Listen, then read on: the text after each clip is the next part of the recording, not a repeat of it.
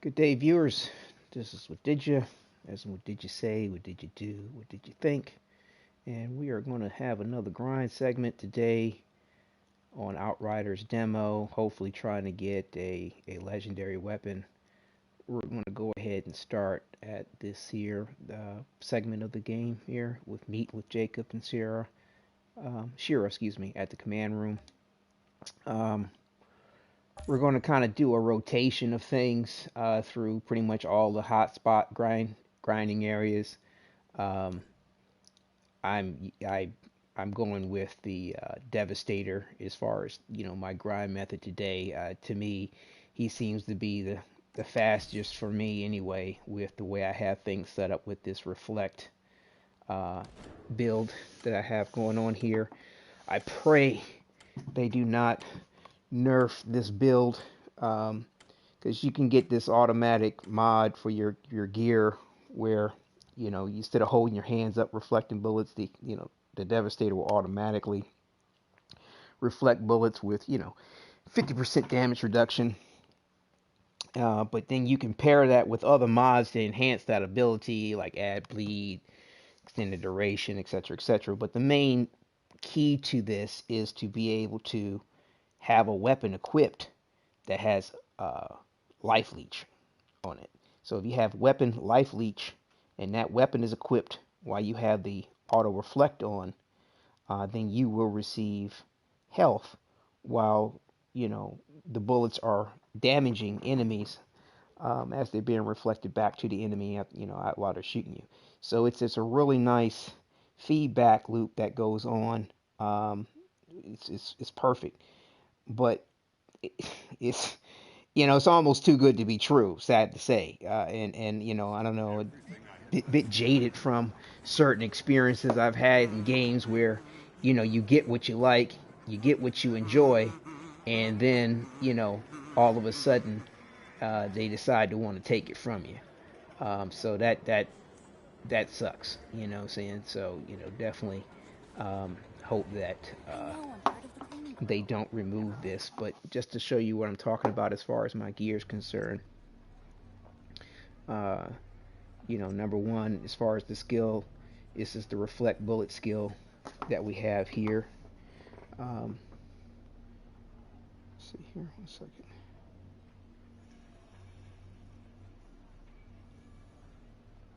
Where is?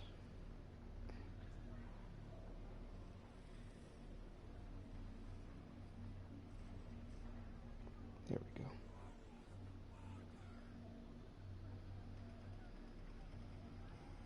All right, sounds good, dear. 1 hour power. Grab some food. Enjoy. The insurgents took everything I had left. What about your daughter? Can she help you? They took her too. Okay. But yeah, as far as this build, what we have going on here is reflect bullets. Create a barrel that captures all enemy projectiles and accumulates damage after 12 seconds, so triggering the skill to accumulate damage is reflected back to the enemies in front of you. The barrier protects against melee attacks and reflecting some damage back. So, the only concern I have about this is how well this will carry over in the rest of the game, um, dealing with other enemy types, because it definitely doesn't protect you against other damage types like fire or environmental effects. But it definitely protects you against enemy attacks, it seems. So, um, you know, what you want to look for in your mods is this auto reflect. Um, and what that does is, you can fight while the skill is active, but you cannot manually deactivate the skill. It only negates 50% of the damage. Well, like I said, if you have a weapon equipped with weapon life leech, as you see here, um, you will get health back when those bullets hit the enemies. As they're reflecting back, you will get life back, and you'll see that mechanic play out as I do this here. And it's a very powerful thing. Some altar took them all out. I know, Let's part of see. the cleaning crew. Never been happier Hold on scrubbing one brains second. off I'll the be walls. streaming until probably about another 5 hours there. Um, at least probably another 4 hours something. There, 1 hour power.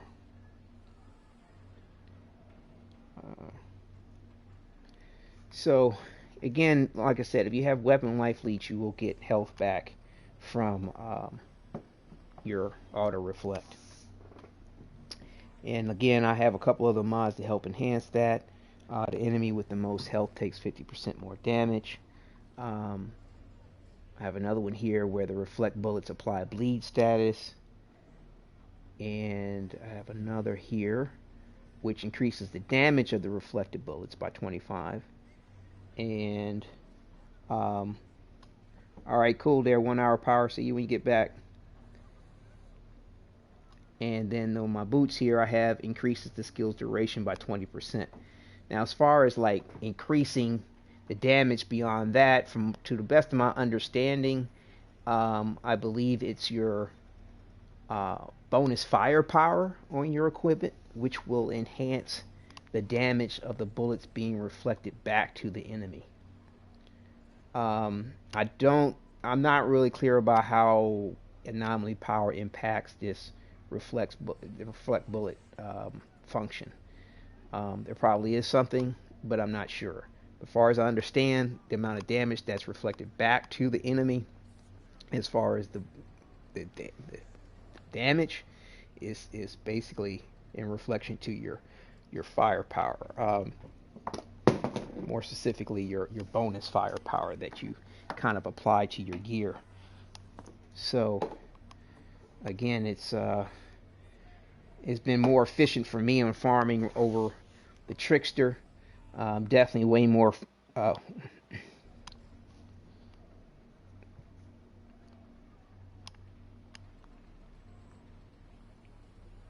Sorry about that interrupt. Definitely more advantageous than playing with the pyromancer or the technomancer. So, and again, you'll see what I'm talking about as I play through.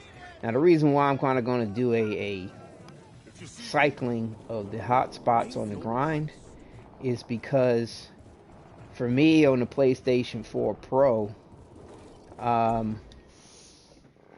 the longer I stay in a particular segment of the game or grind of the game, like say I'm farming the Vanguard Captain, which is the first place we're going to go to in this save spot in the game.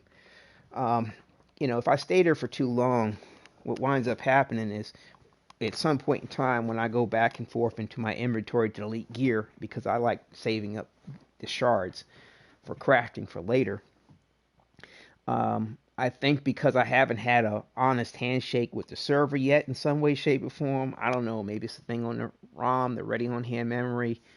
Maybe it's a thing with some other unknown factor. I don't know. I mean, I keep a gig of, 100 gigs of free information free on my hard drive on my PS4 Pro. So I don't know what the issue is. I mean, and I have fiber cable, as far as my internet. So the bottom line is the longer you stay in a particular instance and grind, and this is for me on the PlayStation 4 Pro, I'll wind up running across an issue where I'll have a game crash. I don't know why, but the game will just crash on me for some unknown variable reason, and it truly sucks when that happens because, if you haven't broken down some piece of gear that you want to hold on to, if you haven't saved, something that you want to keep to your character, and the best way to do that is to equip whatever you want to save. Say if I want to save this shotgun, I just got it dropped. I want to equip that and then go to my lobby from your options, return to lobby, and then after you return to lobby, you want to close out the application and then come back in and then re-equip what you normally run with. Because if you don't do that, there's been no other way that I've noticed to reliably save information. Wait a minute. Oh, darn it. I'm too ahead of myself. I forgot to speak to the woman. But bottom line is, you need to save the information that way by equipping your gear, because like I said, there's no other way where I've noticed that it will keep your gear if you close out the application and relog back in. If you close out the application and relog back in without equipping the gear or the item, an auto save in a game, like this is auto saving right now to go to the inside of the camp. Reloading game, going into your options to create an autosave, going to the vendor to buy something to create an autosave. There's no method that I've seen that has reliably kept gear in my inventory, because I've tried it all, honestly, multiple times, and nothing kept that gear in my inventory once I closed out my game application and reopened it. Even switching characters, and creating some kind of new autosave within the game. I close back out the game, open it back up, switch back to that other character that had those weapons or that gear in the inventory. If it was not equipped to my character at some point in time before logging, during some kind of login and log back out process, that item will be gone from my character. So the only way to guarantee this, you save gear, is to equip the gear to your character, log out of the game completely, close your application down, then reopen it, and then you can change back to whatever you normally wear to grind out the game. What are you That's the standing only there way. for? Keep moving. Only But the dead get and the this is day off. even, this is the day, March 12th. This is after the most recent update. I know you have a million questions, but I don't have time. You let me sleep in a few too many fucking years. Well, it looks like they've gotten the audio sync back together You've been after gone. this I know. update. report. At least that's what It's the least. they claimed, and that's what it looks like. I'll pray out the I want to hear the moment. video of segments probably at the end, my last run. We'll see just how thoroughly they've corrected the audio sync with the cutscenes. But I want to kind of get on this grind here. And like I said, I apologize for this back and forth. I'm sitting here running my mouth about things, but it's important stuff, because this gear loss in the inventory is a real doozy. I created a separate video for just that, to try to help prevent individuals from losing their gear. Hopefully people will come across that and take that advice. I've seen a lot of things floating around about that. People claiming that this and that and the other might work, but like I said, the only thing that I know of for sure that works is equipping the gear to your character. Now, sadly, that's still not 100% guarantee that you're not going to lose something, because I've seen a post about a person that was in a co-op situation and the game crashed on them, and when they reopened it, everything was gone. Like everything that they had equipped, everything that was in their inventory. The only thing that was in their inventory, or part of their inventory, was their resources. Their scrap, leather, iron, titanium, the shards that they accumulated, as well as the mods that they accumulated. All that was still in their inventory. And that's probably one of the best ways. Wait a minute, am I in the right? I don't think I'm in the right save. Oh my god, dude. I thought it switched. Oh, this is getting on my nerves here. Damn it. Hang on. I'm not at the right save spot. I thought that I switched it back to the save spot. Wow. My bad. This totally sucks. But at least I'm giving you some good information to cling on to. But like I said, this individual lost everything in their gear. And I feel like that's a super freak situation. Why am I all the way? This is where I started. Oh my god. Why didn't it bring me back to there? I mean, you saw the way the video started. I had this selected.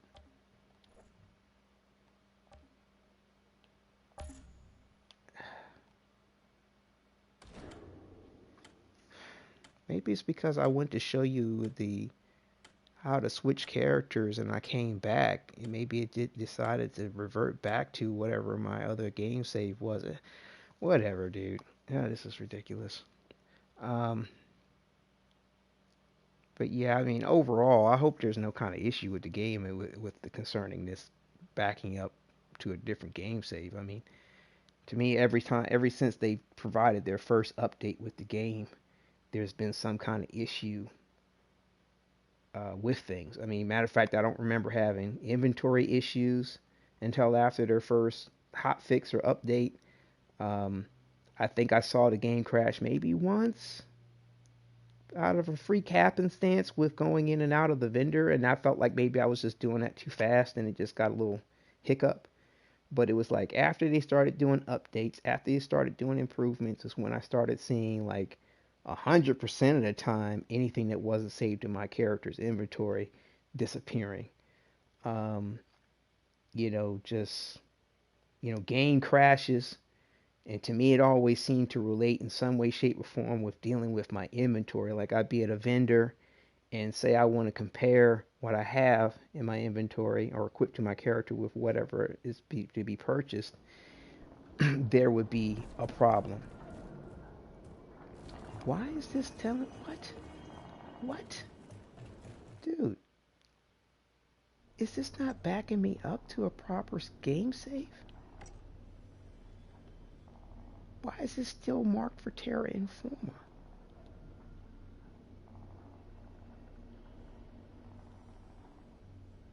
That should not be the case. That should not be the case. Why is this doing this?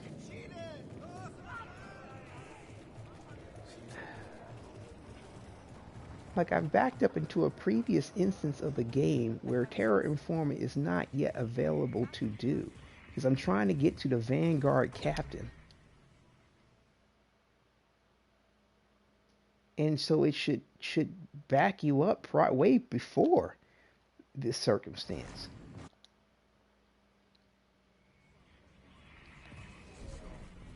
Outrider, be careful out there. It's bad. I'll see what I can do. Shira, I still got about 30 years of questions to catch up on. So if you make it back in one piece, come and ask me. But I don't promise I'll have all the answers. See, this is the right segment of dialogue.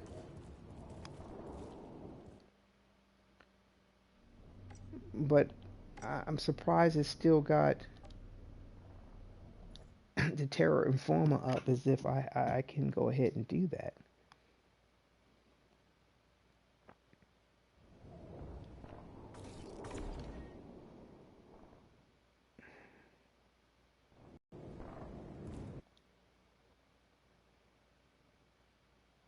I don't recall ever seeing it do that before. And again, this is the day after the March 12th update, so I don't know, man. Maybe there's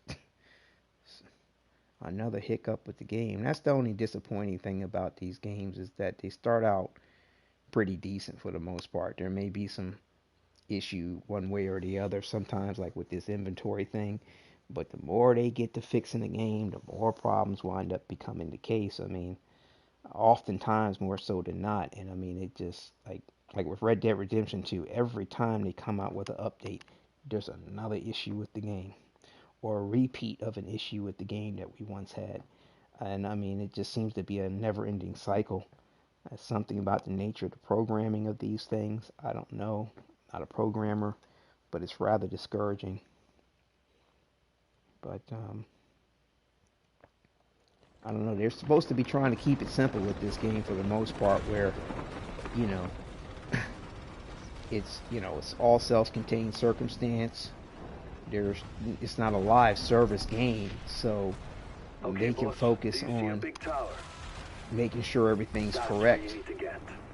The old solar tower. I don't know. We'll see. But it's a mess out there. Yeah, I apologize for the delay in the starting this. This is what I was trying to get initiated here. Don't worry, I'm carving This my way is the through. reflect activated there.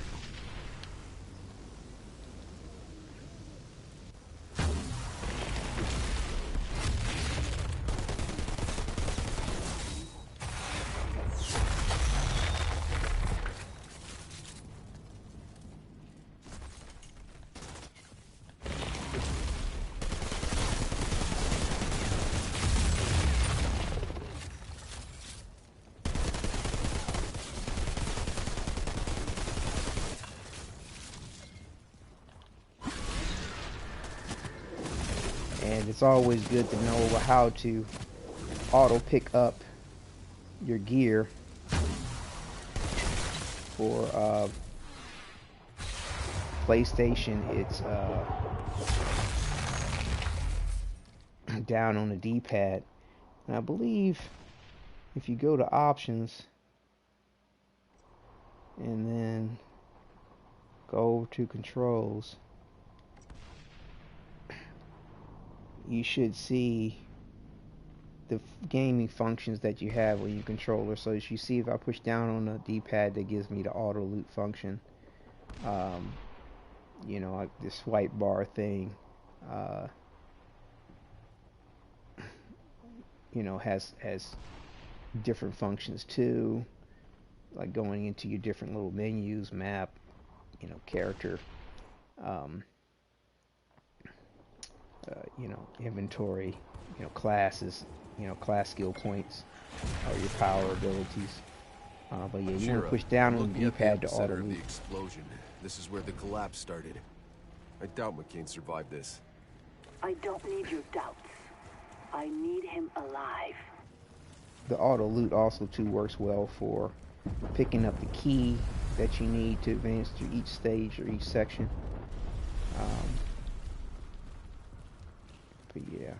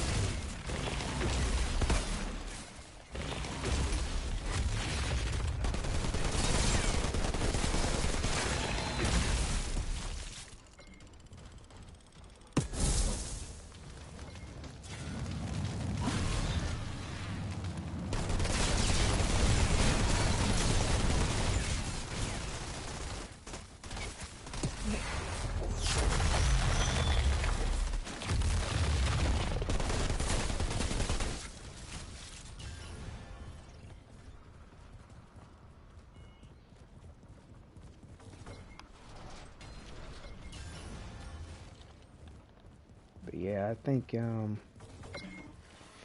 I'll probably do like a little review and a demo on my next video. Like I said, we'll do this grind here for a couple of hours and see what comes up of it. My luck has been terrible for this RNG stuff. I mean, it's got me wondering just how honest everybody are about how they're getting the legendaries. But I mean, I don't want to be too superstitious or doubt people's credibility behind what they do.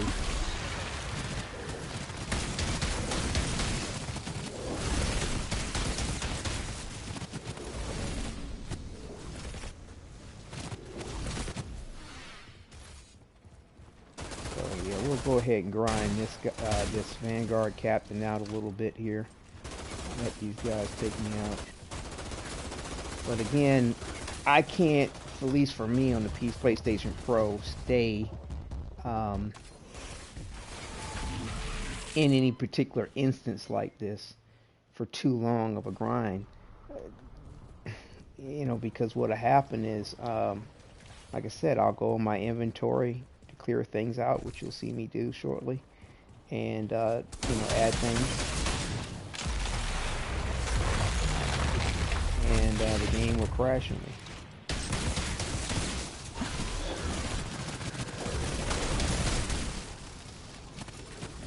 So what I'll do is take out, you know, some of these guys here, keep my world tier up along the way, and you know, let them take me out.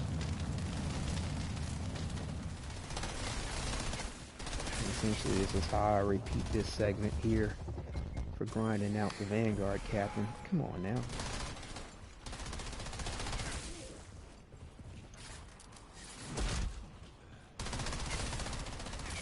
There we go.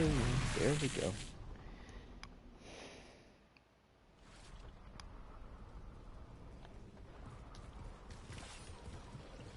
But again, with this auto reflect and the life leech, and it's really helpful.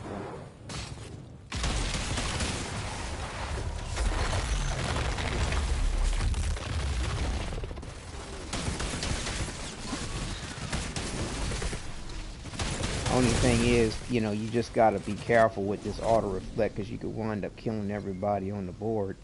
And there'd be nobody left to take you out to stay in a particular segment. So like I said, I'll leave these dudes down here. But this particular one with the Vanguard captains are a lot easier to keep from killing everybody because there's like 2 waves of enemies that sort of come out at you. And like I said, I like to take those 2 breachers out just in case they drop something nice. Stand in the fire and let them shoot me up. Come on, you can do it. There we go. But it's weird how when my character dies, you see the hair fall down, like, you know, he's got some kind of toupee on or something. It's like the hair doesn't disappear. It's a trip. But yeah, this handgun here is real nice. It's got weapon leech on it. It's got vulnerability on it. So it works really well. And like I said, the bosses are dead in 2 hot seconds flat. Hit the auto loot. Run up here. Take out the breachers real quick.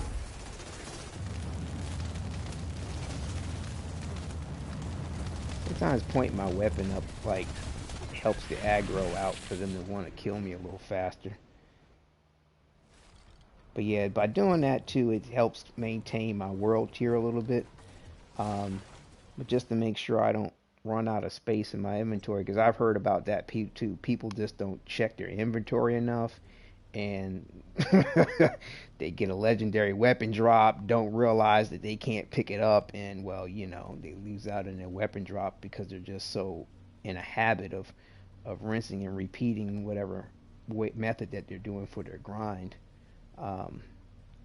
But yeah, I'm as you can see, I've maintained a good amount of gear and equipment in my inventory because, like I said, the best way to do that is to equip whatever you don't want to lose, and then log out of the game completely, log back in, and then switch back to whatever you normally like to run with.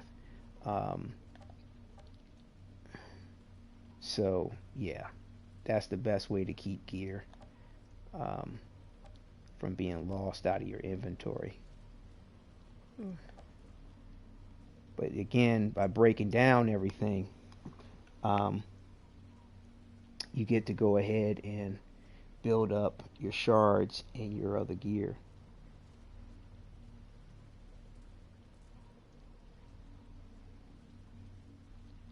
But yeah, cool 1 hour power. Definitely enjoy. No worries. Thanks for stopping through. And so yeah,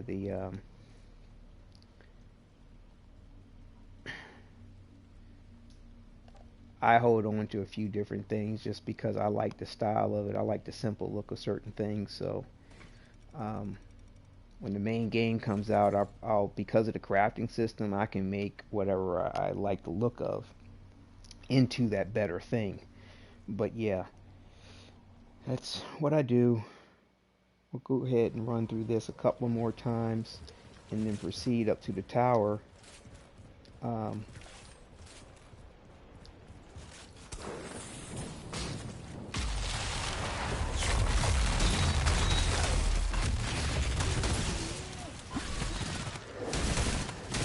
do the Gauss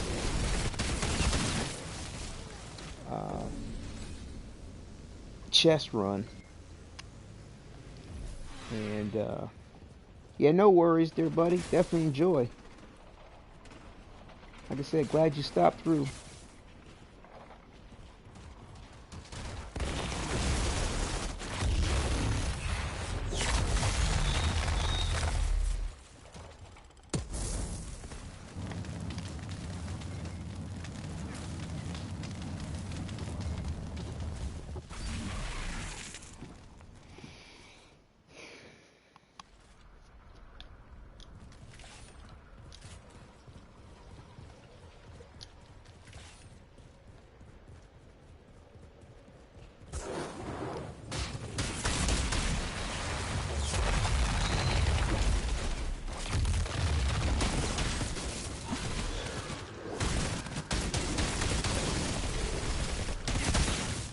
And what's interesting is I noticed like shooting enemies in the head, not only these weak spots give you crits, which is pretty much the best way to get crits in the game.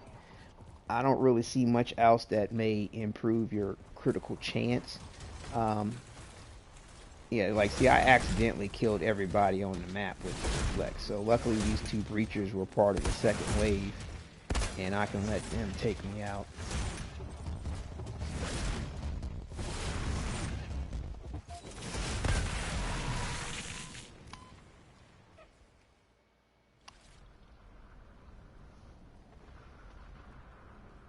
Yeah, I might do so the next day there.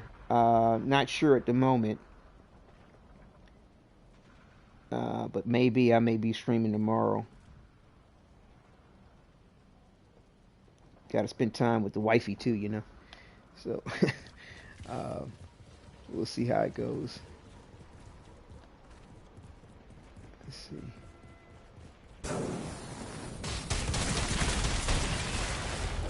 Plus two, I mean, I'm kind of, you know, it's a little discouraging though with this grind of the legendaries, because I'll be honest with you, I've had no luck on this point with getting legendaries. Now, grant you, I mean, I don't mind because of dealing with you know, collecting resources and stuff like that. I don't mind. To a good degree, but you know, having my heart set on trying to get some legendaries and the mods, definitely is a bit discouraging. I don't understand what's up with the RNG on my end. I mean, I mean, I'm doing everything I think of and then some to try to improve it. But yeah, it's just been a bit unfriendly for me when it comes to legendaries. Like, I've gotten a lot of nice gear, like pretty much any type of gear or mod that I might have wanted within these level 1 type mods and stuff has come through real nice. You know, the look of certain weapons that I may have wanted to like the look of or whatever, I've been able to get all that pretty easily. But it comes to trying to get a legendary drop, just no go. No love whatsoever. And I mean, I've put some time into this, some real time.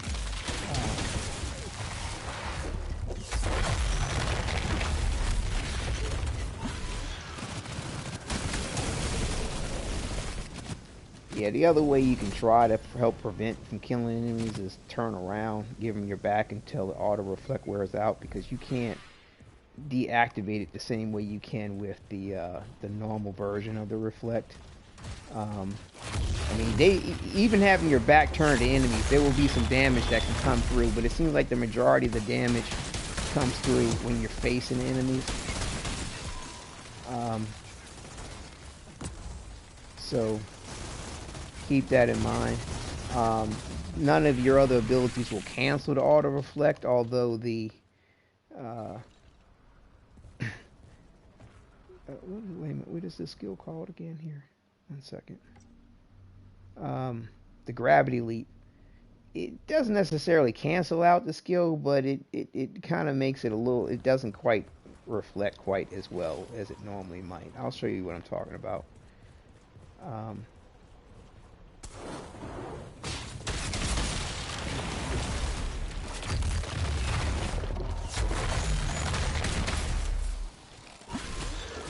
So I hit the auto reflect, kill him. Oh, it's not back up before the auto reflect ends. I'll try to save the gravity leap on my next run through here, so I can show you how it doesn't cancel out the auto reflect, but can kind of make it a little less effective. I guess that's the best way to look at it.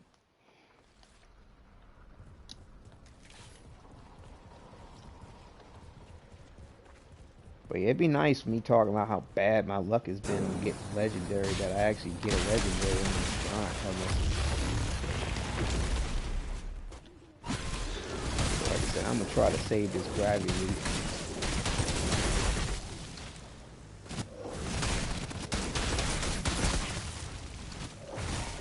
So see, I'm in the gravity leap, and it did still kill some enemies, but I don't know. I've seen it be a little less effectual, but the best way, like I said, to try to keep the gravity, the enemies from dying from your auto reflect if you're trying to do some kind of grind method is to kind of turn your back to them. That's pretty much the best way to do it.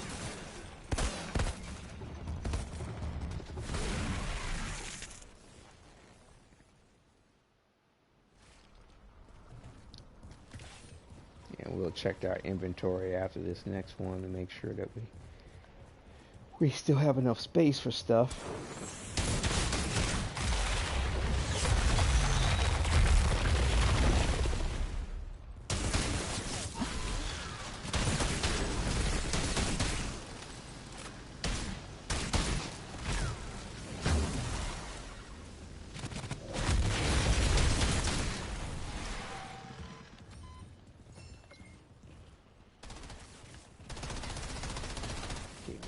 Garbage.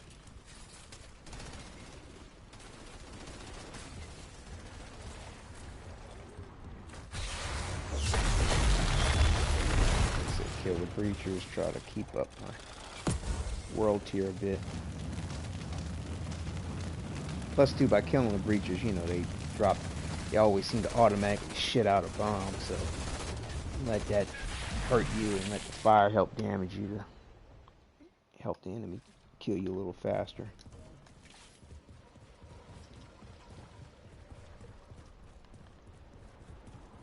Oh, wait a minute, I forgot to check my gear. Oh, well. No, we should be alright. It's just...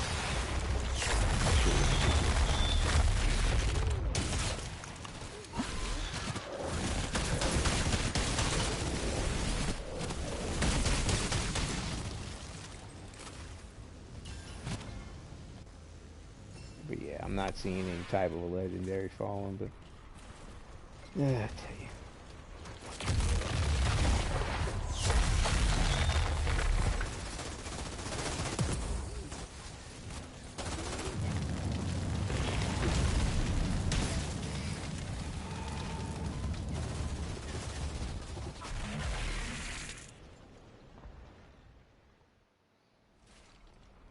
Alright, let's check our inventory.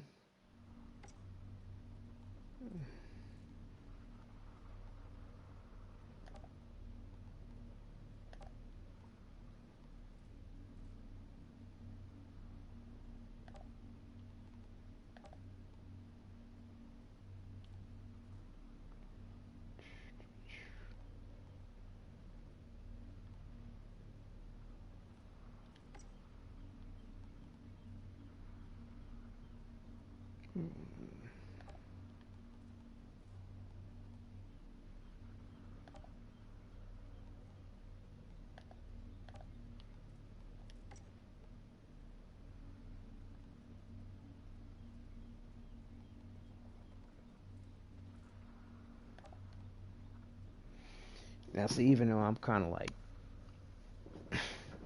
trying to save some of these pieces of equipment or whatever, the 9 out of 10 they won't still be there by the time, you know, unless I equip them before I log out the game.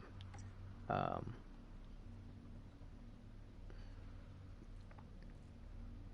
just trying to. I wouldn't mind being able to have a better level of some of the gear, even though we can affect the difference of that when the main game comes out. So I'm not too concerned. It's just unfortunate, like just looking through the gear, it's like it almost doesn't help to do much with trying to save it unless you can remember which piece of gear it is that you're trying to save if it's a similar look to something before closing out. Like I said, unless it's a legendary or something really important that I don't want to lose, I'm not going to worry too much about it. Like, you know, I like this style of boot, so like when the main game comes out, I'm going to change the mod out, level it up, you know, etc., etc. so that, you know, I can have this look of boot for this character.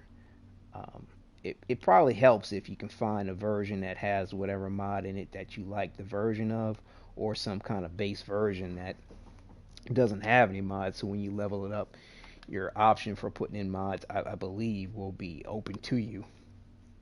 You know, when the main game comes out, we'll know for sure how that really works. Like, you know, if it's something that is, you know, common like this or uncommon, and you upgrade it to something that's rare, and in Epic, does it automatically assign a mod to the slot, or does it leave it open for you to assign a mod to it? I really don't know the particulars when it comes to that. But we'll do a couple more here with this here, and then proceed to the Gauss Tower, because like I said, I don't want to run across the issue where the game freaking has a, you know, brain fart and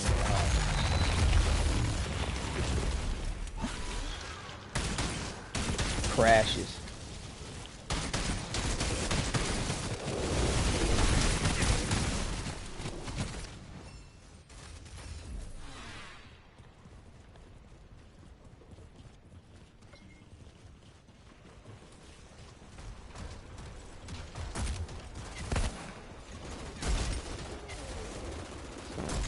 Looks like he's like that.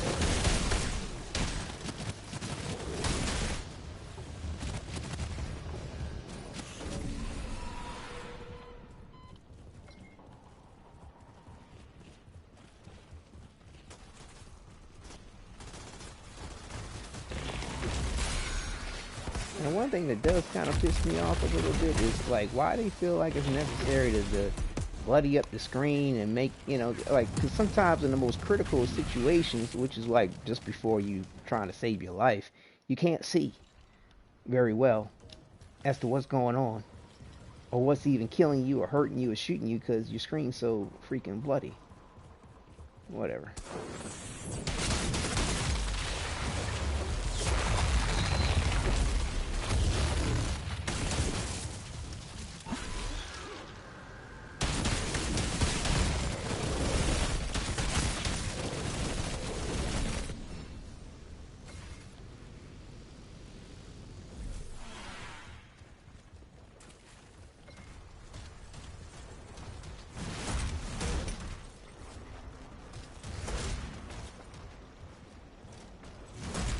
Why does he have his back to me? Join in on the reindeer game.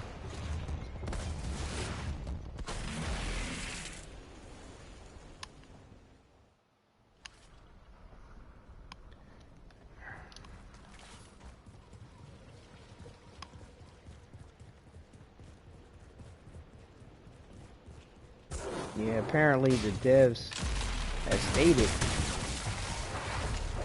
that, you know, they know these bosses still give out, these mini bosses still give out loot. So what happened to my auto reflect?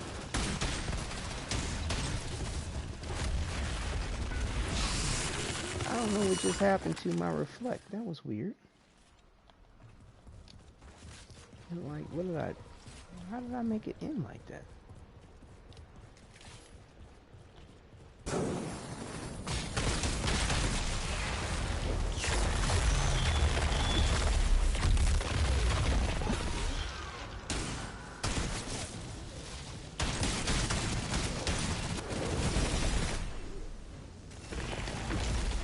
Wasn't my melee? That was weird. Like, my auto reflect ended sooner than what it should have the previous run.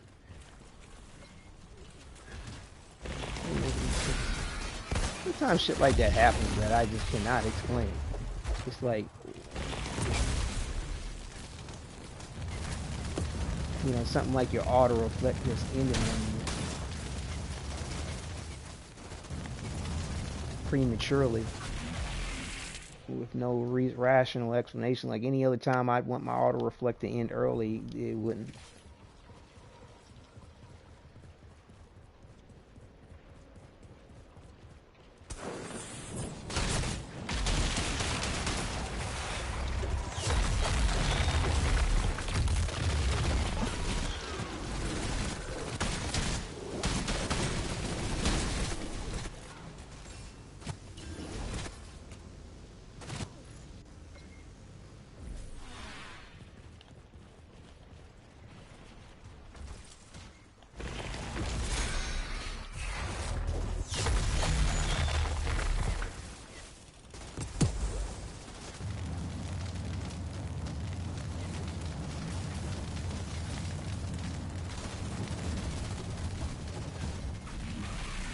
Guess we'll go ahead and do 2 more of these and then progress up to Gauss, and then do some of these other side missions real quick, and then come back through like this. It's kind of a little bit more of an efficient way to make a tour, shall we say, through all of them, and you'll see what I mean after this one. It's just that I felt like I was just taking too long to get to this point in the beginning of the broadcast. Explaining things and having that issue with trying to back up the game save. I don't know why I was having it was acting weird like that.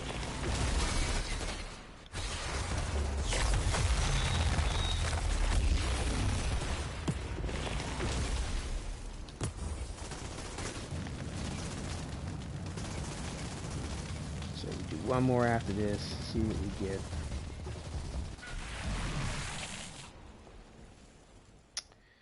Like I said, I don't seem to get no love from RNG, excuse me, RNG. Random number generation.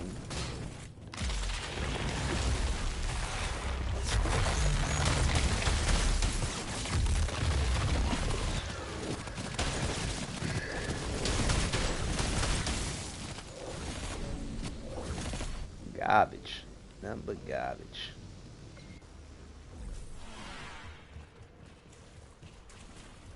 So yeah, we'll go ahead and just take everybody else out.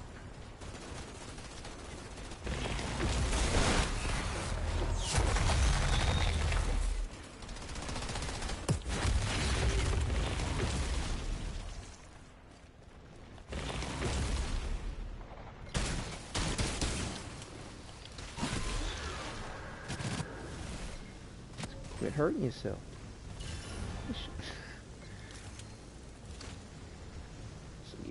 Let's just clear out the inventory real quick before we progress. Make sure. I'm getting major deja vu in this place. Reminds me of that mission in Damascus when we rescued those diplomats. Oops. I had to save your ass from that machete-wielding mob. More like the time I had to save your sorry ass from that redneck mob storming D.C. Those missions felt like we were fighting for a reason. But this shithole, it's never been worth fighting for. So what's it all about for you then? Just trying to live another day. Boss, we're barely holding on. It sounds like I chose a good day to wake up then. Yeah, if you see me not delete something, it's because I like the look of it, but 9 out of 10, I'm not going to remember what the hell it was to equip it to my character so that I don't lose it when I log out. I mean, I could, you know, I already have a version of it that it works. You know, maybe the perk or the level of it isn't ideal, you know, like bonus firepower versus, you know, anomaly power or something, or the level of it or whatever. But, you know, when it comes to the crafting system in the game, it seems to be quite friendly in that we'll be able to change those things, you know, as we go along. So I'm not that stressed about it. You know, if I wind up losing it when I log out the game and come back in, you know, to some degree I might miss out on some crafting materials or something like that, but at this point it's negligible. because I've maxed out on everything here, and really I'm just adding to my shards, which when it comes to the main game, it's going to require more scrap and leather and iron and titanium to do things with. So we'll have to go through accumulating those things. And though you see the resources collected here from the dismantled of 100 iron and 125 leather, it won't show up past the max. But the shards that I'm breaking down, as you can see, weapon life reach 36, critical damage 9, health 18, firepower 18. When I break that down, that will add to my shards, and I don't think there's a maximum to however many shards that we can collect. But again, those shards will be an important factor to leveling, and crafting in the game. And by the way, you can actually go into options and go to your guides to review the aspects of, say, crafting. So you can improve the rarity, raise the attributes, mod the gear with the mods that are in the gear, swatch weapon variations, and level up items. So each section has a different area of information for you to review as to what will be available to us in the main game. So that's what I'm talking about as far as like holding on to a certain look of gear or weapon.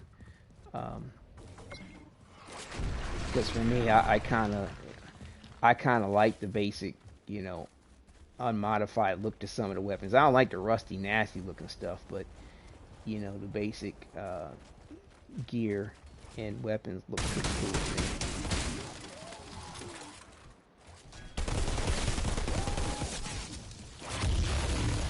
And I don't know why I'm doing it this way. Let's go ahead and run up, try to gather them all together, and then start kiting them.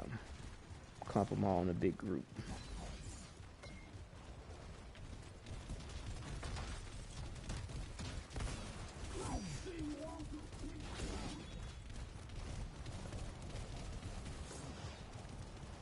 Yeah, hopefully doing this grind tour will help make the video a little less boring than just watching me fight all one.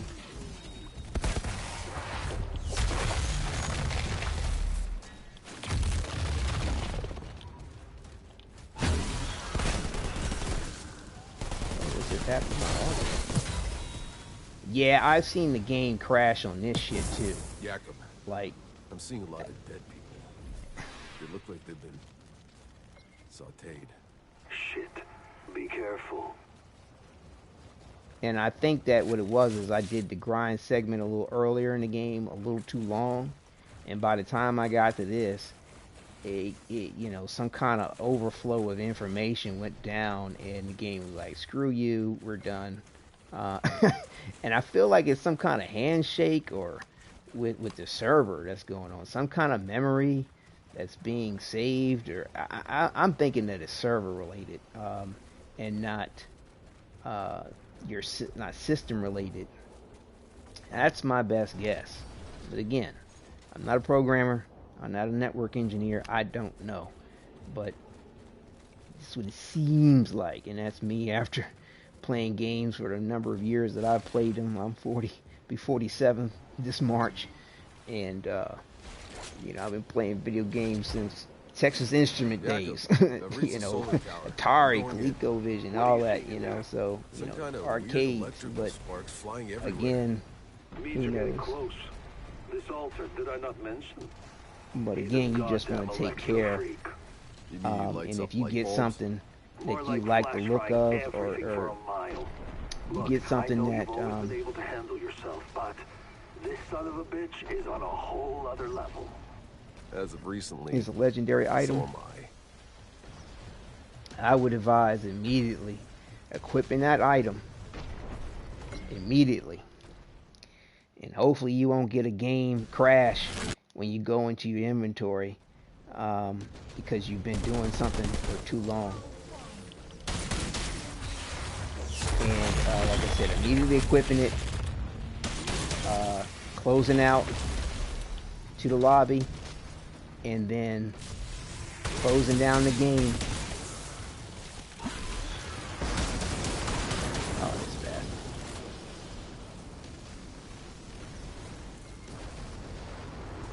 Did that just when I did my reflect. And I think it may send back some damage to him, but it's not sending back bullets to him. So it's not going to be healing me with the life leech, so it would kill me before it killed him, more than likely.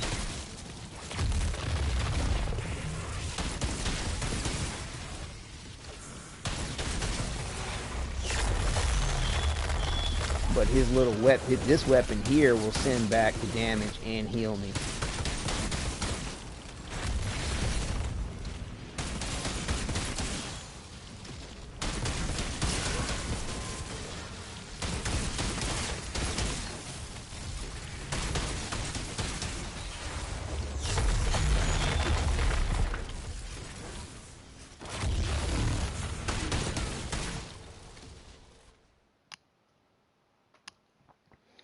But, you know, this Gauss chest at the end here is where you can get a potential legendary drop too. Outrider, what you just did, I've lost 100 men trying. Don't thank me yet. You still got a war to win. Not sure anyone's winning this goddamn war. But there's something even more important you might. Now with the way this is queued up, in my bunker.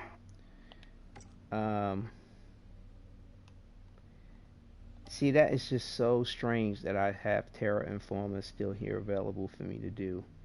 I guess it's technically apparent. I mean, I've never tried it this way, but maybe it's something that's not an error or a game bug in it. You can queue up Terra Infirma before backtracking to a previous game save, or your not game save, but a previous spot in the story progression, like I just did to get to Gauss, but still have You're nothing like any other altered I know of. In fact, you know, Terra Forma available for you to do. But like if you haven't, I guess if you haven't queued up Terra Informa for you to do before switching back to an earlier spot in the game, then it won't be available to you until you progress through the gameplay. Hopefully that makes sense. bring me that bastard's head. So like in the normal story progression, Terraform is not available to you. If I did not queue up Terra Informa when it was available to me and backed up, it would not be there for me as it is now. Hope he hasn't forgotten. So we'll go ahead and do these other two side quests, Terra Informa and Payday.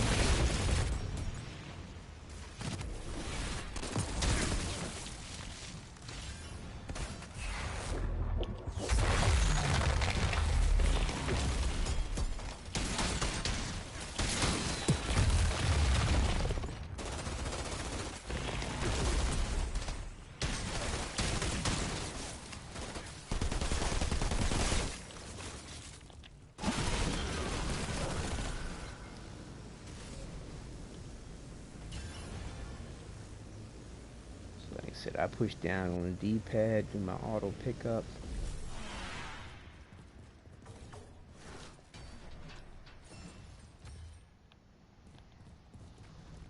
And by the way, your auto pickup, just because you see the gear fly out, it won't auto pick up until it's actually hit the ground. Hold up somewhere in here. As I thought I've auto picked up something and it didn't auto pick up because the gear had not hit the ground.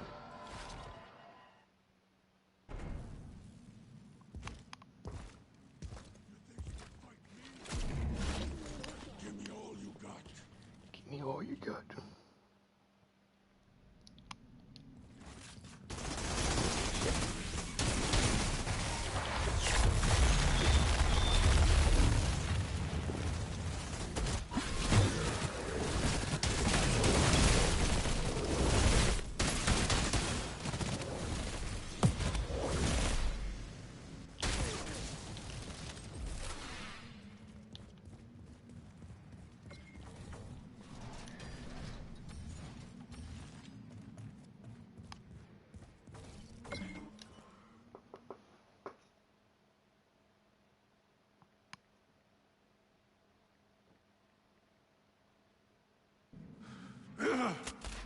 Wait! Stop!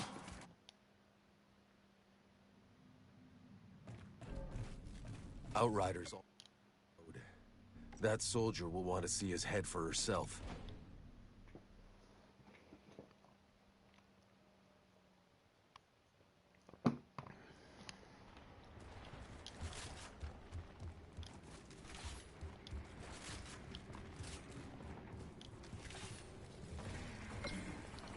Altered. Not Yeah, you're enough. supposed to be able to get a legendary once you complete these side missions. Like, you know, Payback and Terra Informa. And I mean, I would think technically you could get a legendary from a bad day as well, because it's considered a side mission. I mean, you just don't really hear anybody grinding it out, but I put it in the mix just in case. I mean, like I said, my luck for R&D when it comes to RNG, excuse me, when it comes to um, legendaries has been terrible, absolutely terrible. But you know, when it comes to a certain look of weapons or mods or whatever, it's been very friendly as far as that's concerned. Like for example, this, like before I close out the game or you know, change characters or whatever, I'm going to equip this weapon here because I'm going to want to make sure each one of my characters have the Shield Maiden mod, because that's one of the, you know, for me, I'm going to mod my weapons out with Life Leech and Shield Maiden. Those are going to be the, you know, the attribute to the weapon, Life Leech. The mod will be Shield Maiden, and the second mod, I'm not really sure what that might be. You know, there's one that will be coming up where like the bones explode and create shrapnel. There's other ones that call down lightning and ice. So, you know, I may, you know, do something a little different like that. That's the reason why, like, I have, you know, for my second mod anyway, do something different. That's the reason why, like, I have two of these weapons, because I like the dual wield aspect of running with two of these, and I kind of like the look of doing, like, you know, two of these types of weapons. But you know, I just kind of like this look, right? But what I could do is one weapon could have the Shield Maiden and Life Leech. The other one could have, you know, Life Leech, Shield Maiden, and say Bone Explosion. And with the other one, like I said, Life Leech, Shield Maiden, and Call Down Lightning, for example. You know, I could switch up that second mod. So basically, the base aspect of the weapon would have Weapon Leech and Shield Maiden. As you see with, hang on. Yeah, as you see with this one here, Weapon Leech and Shield Maiden. But that second mod will be different, depending on whatever extra attribute I might use. But to me, the Shield Maiden aspect and the Weapon Leech are very instrumental to staying alive. I like this vulnerability bullets. The vulnerability bullets seem to be pretty strong too. So who knows what's up? I mean, you know, the bone explosion thing, or calling down lightning and, you know, ice and all that other type of stuff might be okay, but you know, to me, you know, having this vulnerability bullets, the Shield Maiden, and the Life Leech are just really strong. I don't know if it's those are things that I would want to give up in general for any, you know, on any of my weapons. That might just be something I go with all the way around. I don't know. We'll see how it goes when the main game comes out. There'll be a lot to it. Yeah, so we shall see.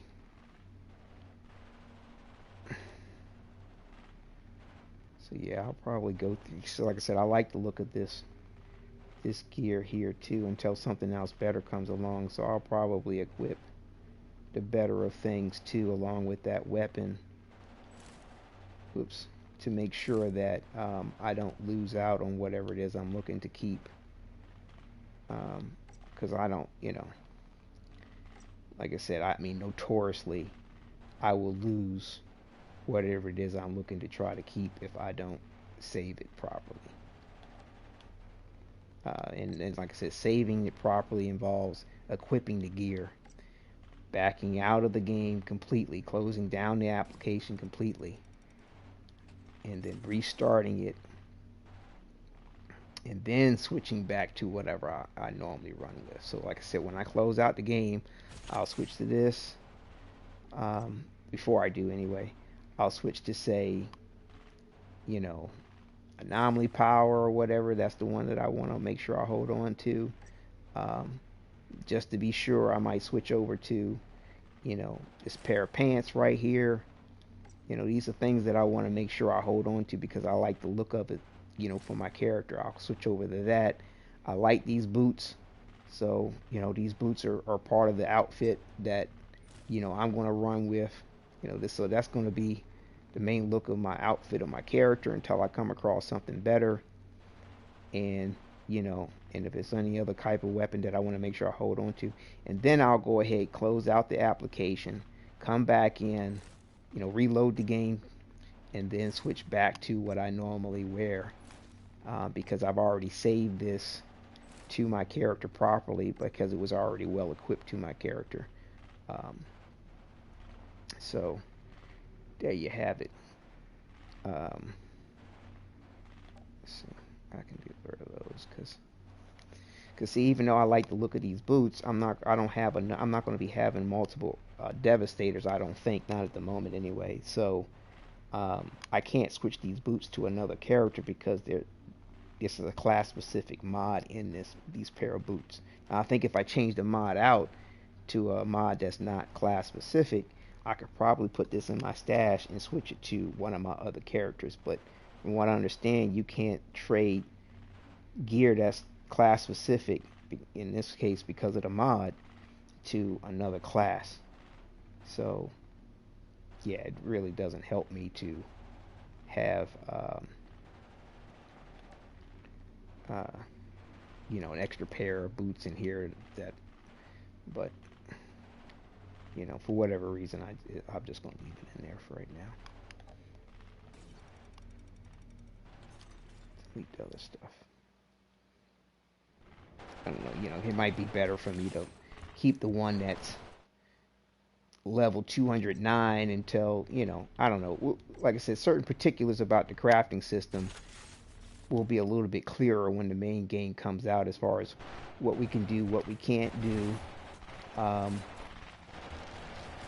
How often we might want to do something as far as modding gear, because, you know, when the main game comes out, we're going to be leveling up to level, you know, what is it, 30 or something, like 15, I think, or something like that. But you'll be advancing in levels steadily throughout the progression of the main campaign. And so it's like, you know, how much good is it going to really do you to constantly mod out equipment? And I'm not really sure on that. I know that by grinding out things early in the demo and getting extra gear and extra mods and extra resources will help us in the long run. But I'm just not really clear as to how much so.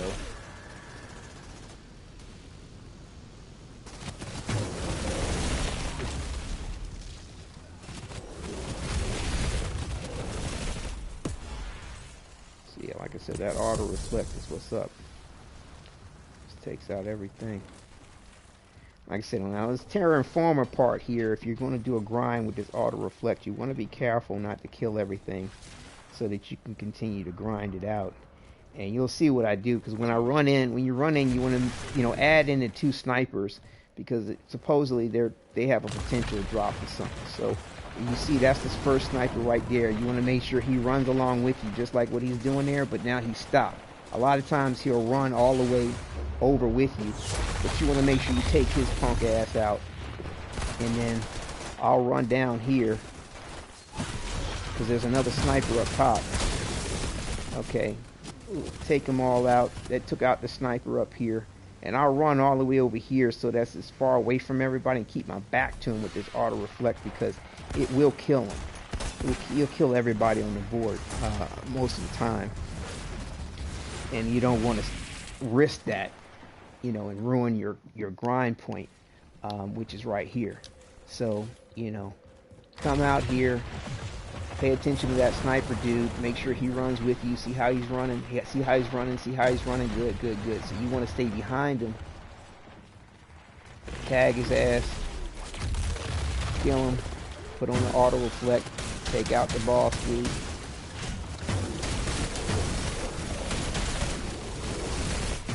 And the OG captain.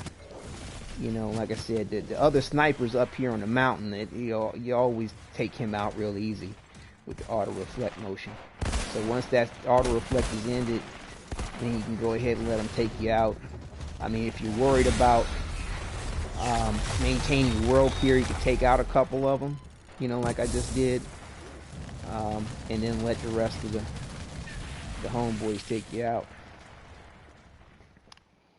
But yeah, this is the way to grind this Terra Informer with the auto reflect Devastator.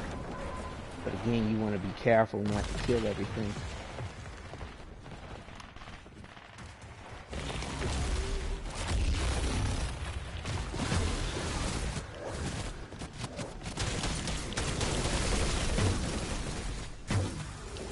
And once again, my R&D is terrible. Well, yeah, like I said, if you decide to take out a couple of more dudes, just make sure that you do it after your auto reflect turns off, because I kid you not, I've just turn it around. Like I said, your auto reflect works best when you're facing the enemies, but it can still take them out if your back's turned to them. So just be careful. It's just not as effective when your back's turned to them. So I try to walk off away from everything. Alright, see here. Boy sniper dude. Making a run for position. Tag. You're it.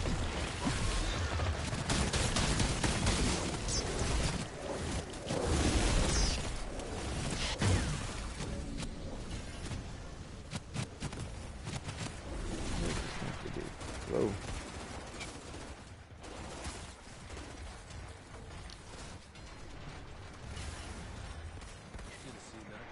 We should probably check our inventory too. Did we get the other sniper guy? I think it did, yeah. Sometimes that other sniper dude can dip around. But yeah, let's go ahead and check our inventory, make sure we're not overdone on stuff. See, we're at 27 out of 30. Sort by name. Yeah, you can sort your inventory too. Like for me on the PS4 Pro, it's L3 to sort name, and that way you can organize what you have. Make sure you don't delete something that you don't want to delete. I mean, dismantle rather, not delete. See, I like to look at that weapon there too. What is that? The marks. CEE. Try to make sure I re-equip that. See, I'm gonna equip this weapon and this weapon before I log out to make sure that I still keep it in my inventory. And like I said, log out, close the application down, and then reopen the application to switch back to what you normally use. Very important.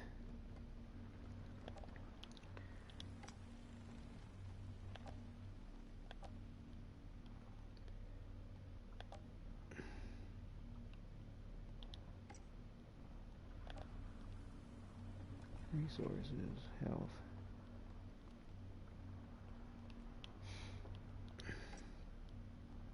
And see, for the Devastator, it's, anomaly power and firepower, believe it or not, because I'm using an auto reflector, very important as far as the stats. Health, I don't think you want to be below 200, to be honest with you, at least for this World Tier 5 situation.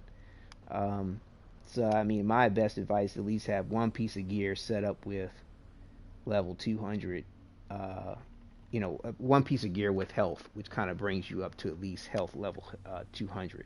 I don't think you seem to need much more than that, at least with the way I'm playing. But that gives you anomaly power and firepower for the rest of your gear.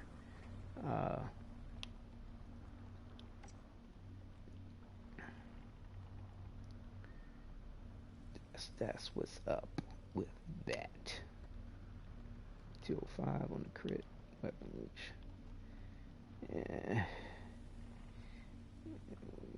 Might hold on to it. Cause see, when it comes to the main game and modding up your weapons, like, I don't know, it might be more beneficial for me to have a higher firepower, a level 205, right?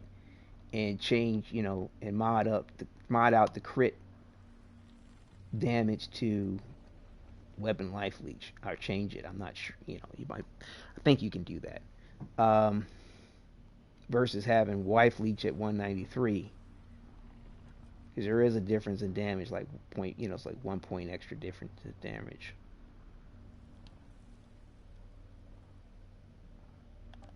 Because let me see something real quick. I think let me just check this crafting guide real quick. Make sure I'm not saying something wrong.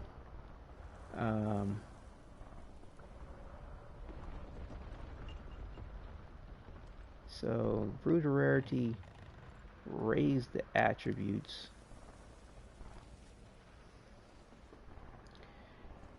So you can raise the attributes of a weapon.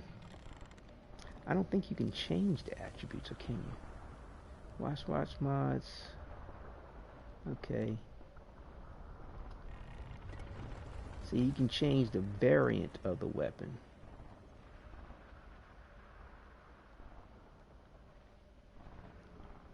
I don't think you can change the attribute.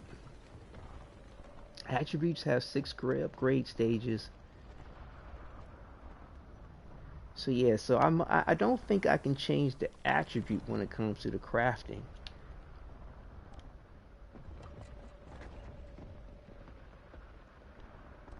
Unless that's and I don't think the variant of the weapon is the attribute.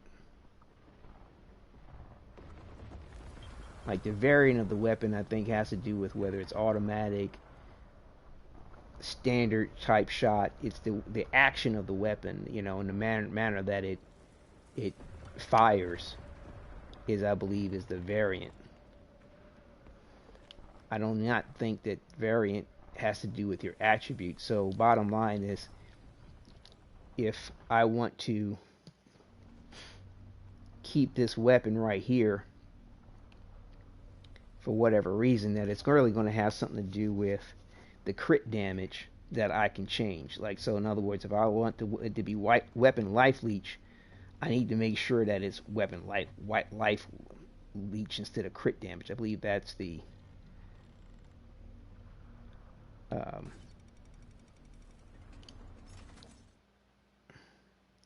how do they call it? What do they call it? Let's see, a second.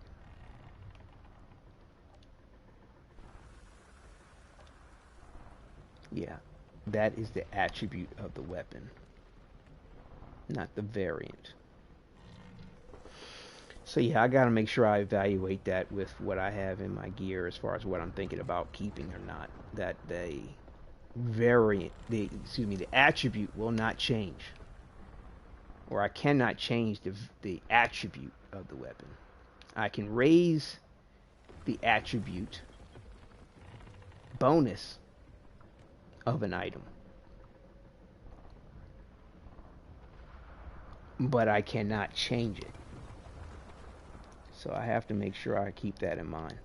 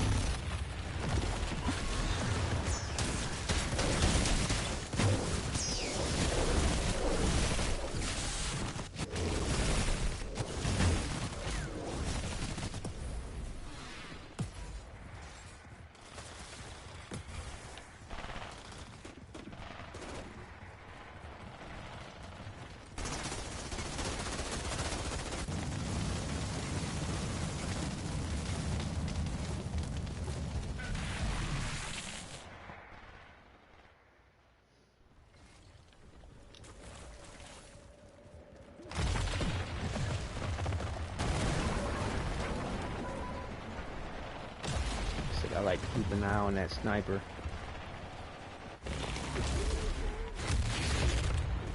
Make sure I get him.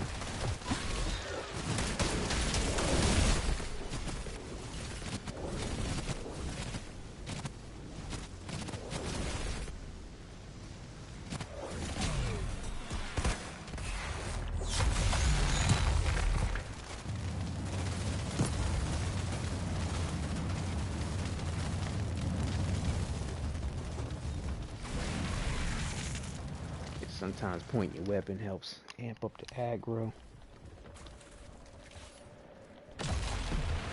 Like I said, we'll do this a couple more times because I don't want to run across an issue where game crashes. Get out of my way.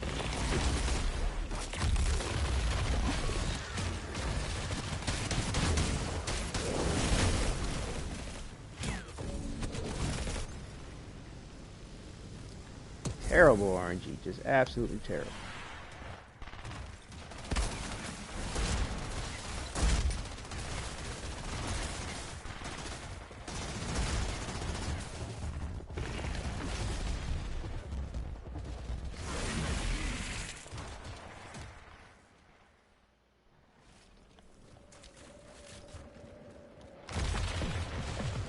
Yeah, I've grinded this out every way imaginable. You know, I've gone through everything, you know, like this, like these particular grind methods where you take out just who you want to take out and let them kill you and rinse and repeat because, you know, this Devastator can take out everything so quickly. I've even gone through the point of, you know, just going through everything, you know, completely, you know, and letting them take me out. I thought I saw something going gold for a second, like a legendary. It was just the fire in front of it. Damn. Anyway, so, you know, like I said, no love, because, you know, once I complete this mission and I go to Shira, Miss Princess of Power, that's He-Man's cousin, by the way. You know, supposedly you can get a chance for a legendary drop through doing the side missions, completing them, and going back to whomever you got the side mission from. So Shira offers you one.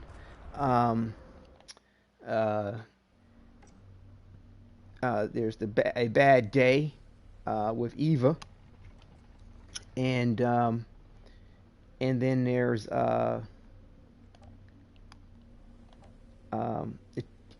you know, a payback with the female soldier down there. So, you know, there's 3 different side missions that you could run where you can, you know, get the benefit of hold on, a potential legendary drop. But, you know, so I've run this all kinds of which ways to get, you know, what I'm looking to get, but no love whatsoever. No love. And you know, to me, putting up this grind segment video is just proof to the point that, you know, whatever people are doing and whatever luck they're getting, I mean, it's got to be better luck than hitting the lottery. Like, I think you could probably have better luck hitting the lottery than lucking up on getting a legendary drop in this game. And for people who are getting multiple legendary drops like that, to me, it boggles my mind as to what factors or RNG situation or algorithm is set up for people to get multiple legendary drops, with the chance being so low, with the hundreds of thousands of people not getting legendaries. Like, it doesn't make sense to me. You know what I mean? And it doesn't make sense to me. You know, out of the, you know, to me, proof is in the pudding. Like, if you you don't have footage to show how you got a legendary drop, it kind of makes me wonder about how you got the legendary drop. Was it legitimate? And again, I don't want to put doubt or make it seem like I'm going by some conspiracy or thinking people are cheating their way through the circumstance in some way, shape, or form, but it's just really, really suspect.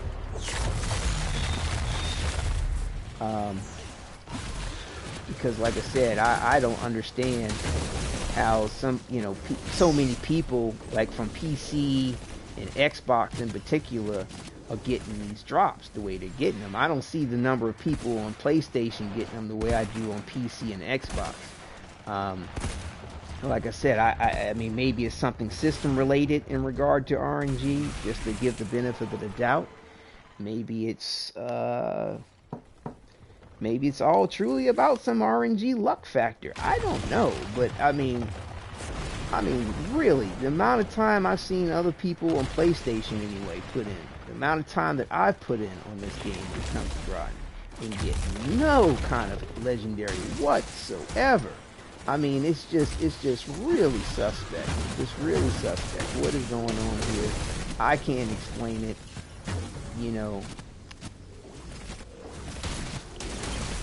I don't know. It's like I said, it's just a bit disturbing.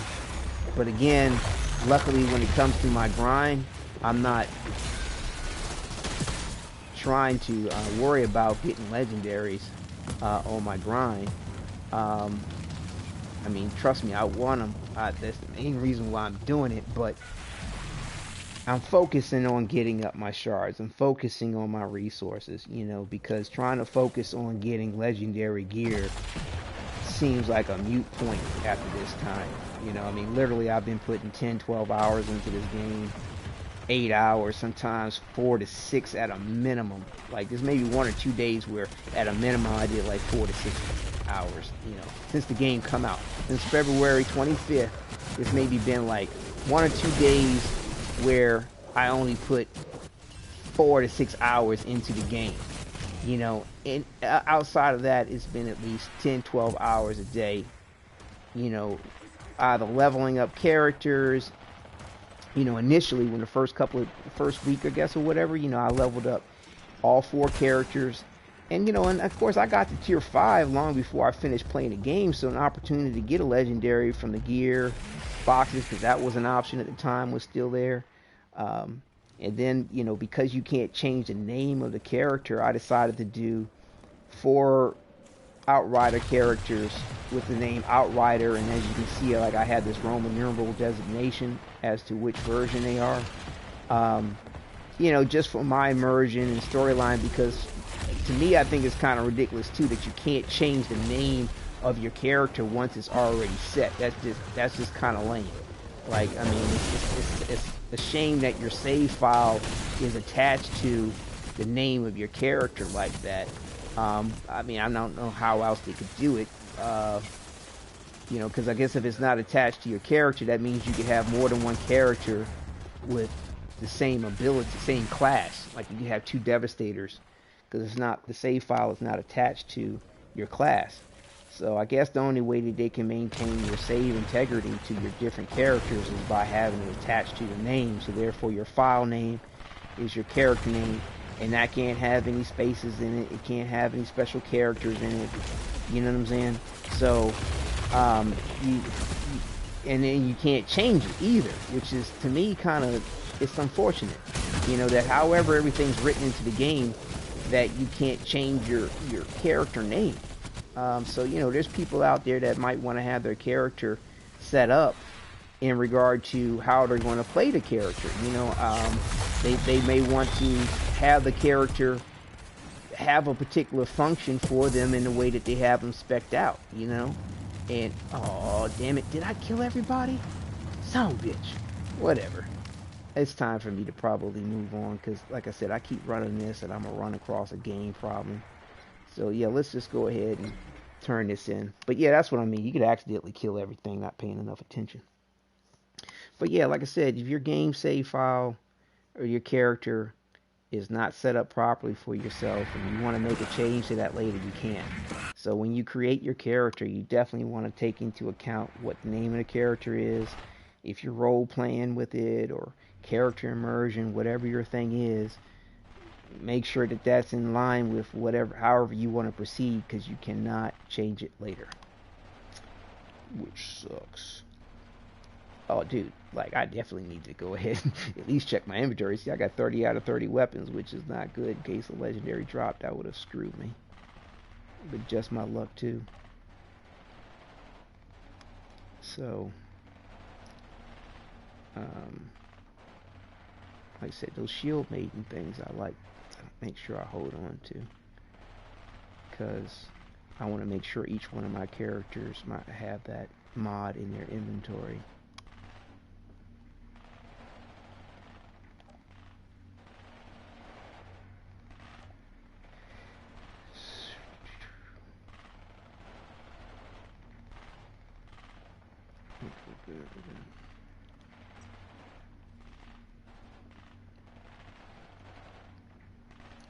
And like I said, with me switching out these different versions of the same thing, I just have to make sure that I equip it before I log out to make sure it saves to my character.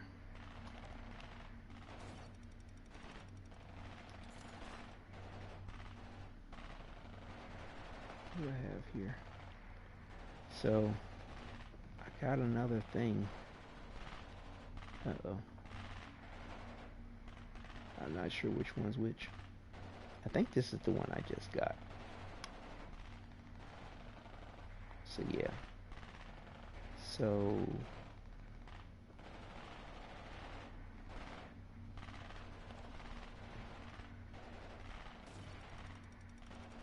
just to be on the safe side, I know I had that already. I'm going to equip this and this before I log out, so that it saves. I'm not, this other weapon down here, I'm not that worried about. Whichever one it was. Because really, I need to make sure that has life leech on it anyway. Rather than armor pierce, because you can't, I don't think when the main game comes out, you can change the attribute of the weapon like that. At least that's not what the crafting instructions tell us. So we'll go ahead and turn this in to Shira. And seeing that we already did payday over there, should be good.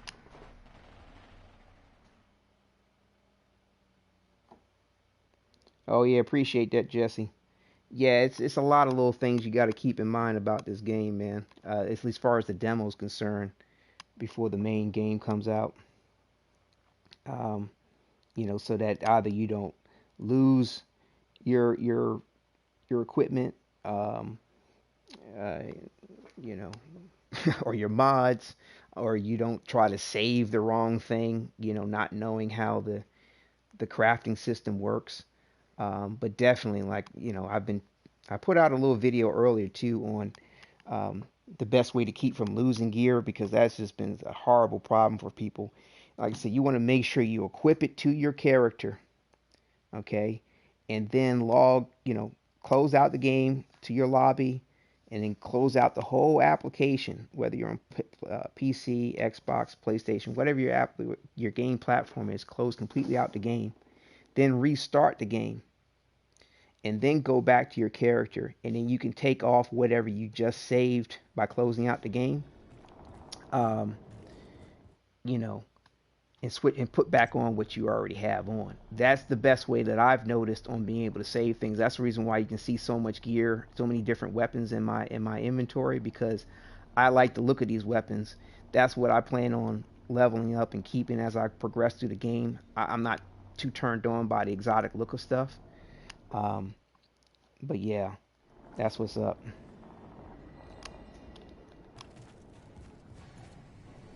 Grand Marshal's got us patrolling. Oh, appreciate that, Jesse. Definitely. Thank you, my friend. Good to see you again. Yeah, man. You'll be pleased to know the hounds are still like I said, I've been keeping up with everybody's vids too, and the blogs and the devs and what have you, and you know, there's a lot of people giving a lot of advice out there on how you could potentially keep your gear from being lost or whatever, or they're just letting people know that they lose their gear. But you know, they're like, oh, you can do auto saves or quick saves. I mean, you saw my video, but yeah, you know what I'm talking about. But yeah, it's just like I said, saving your gear to your character is the surefire way. You know, by equipping your gear, it's a surefire way of making sure that you hold on to it. And just going back to, because as a matter of fact, I'm a back out to the main lobby after I run. What's there a check mark for? Oh, hold up. I didn't turn that in. Hold on, my bad. Running my mouth at the same time.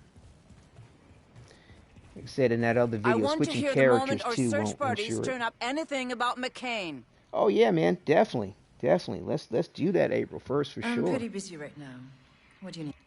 I pray that they whatever reason. I pray they resolve this whole issue with the game crashes and you know, the server issues. I mean, I know that this a peer-to-peer type thing, which, you know, that's the cheapest way you can go about it. But it's, to me, it'd be nice if they just invest a little bit more money into the situation. You know, because, you know, this peer-to-peer is okay, but it's like I said, investing a little bit more money into it, you know, is a better way to go. But, you know, I've noticed that in this peer-to-peer situation, like I play Warframe 2, and Warframe, you know, the peer-to-peer isn't that bad for the most part, but the peer-to-peer in this is kind of funky. Like, you know, when you get with another co-op individual, the game lag is funky. You know, you do certain abilities, you know, it gets a little shoddy. But yeah, you're right there, Jesse. They do seem to be dedicated, in the fact that the game isn't a live service game, to me means that they can focus on getting it right. Focus on getting these little issues resolved, because you know, similar to like Red Dead Redemption 2, the more things that they patch, the more things that they fix, potentially other things could wind up going wrong. So it's a domino effect that they have to stay on until it all gets resolved. You know, so yeah, very true, man. You know, but again, I'm adding in this I got some business in Hound's territory. a bad day What can you tell me about side mission, because like they said, all side missions, they didn't exclude any side missions, can offer you a potential legendary reward. And I mean, I don't know, it just said my RNG has sucked as far as giving me legendaries. Like, I'm praying to RNG Jesus. I'm praying hard. But yeah, Jesse, hit me up on PlayStation Network. You know, my gamer tags, Wadidja. That's me, as in what did you say, what did you do? Send me a little friend thing so that we can group up in this, because, you know, I'm going to be on it. I really love the concept. I mean, they seem, you know, not to quote that they've taken XYZ from whatever other game, but to me, there's positive elements from several games that I've played before. You know, like Raiders of a Broken Planet, you know, or Space Lords, as it's also too called, what they changed their name to. You know, your Division type aspects, your Warframe type aspects, and these are all third person type games, of which I'm comparing it to, mind you. You know, there's a lot of cool elements, even Mass Effect, that to me translate to what they've done with this game. Right on there, Jesse. Yeah, man. See, we're both on PlayStation, and like I said, I'm trying not to buy into any conspiracy. I'm trying not to buy into, you know, any type of you know, hoodoo voodoo. But man, it's oh man, I feel like PlayStation got the bottom of the barrel. Oh, we are. Okay, cool, Jesse. What's your PSN ID then, man? I don't think it's Jesse. Okay, cool, awesome. Uh, but yeah, man, I like I said, when I check out these videos, I see these other, posts and people like, oh, I got 10 legendaries, I got 5 legendaries, I got 3 legendaries. I'm like, what game system are you on? They on PC primarily, or they on Xbox? And I'm like, yo, what are they doing? Like, you know, what is going on with the programming? Like, how come we are just being robbed of the opportunity? Where's the love? And then they talk about people, hacking stuff and doing some illegitimate stuff. Oh, Ragnar the Beast. Oh yeah, that's what's up. What's up, Ragnar? Okay, cool. Yeah, man. They talk about people hacking into stuff, and I'm like, well, I don't know who to point the finger at with that, but it seems awful suspect. Awful suspect. Cause I mean, how can like, you can see my videos, bro. I done put the time into it. Trust it. Ain't no doubt about it.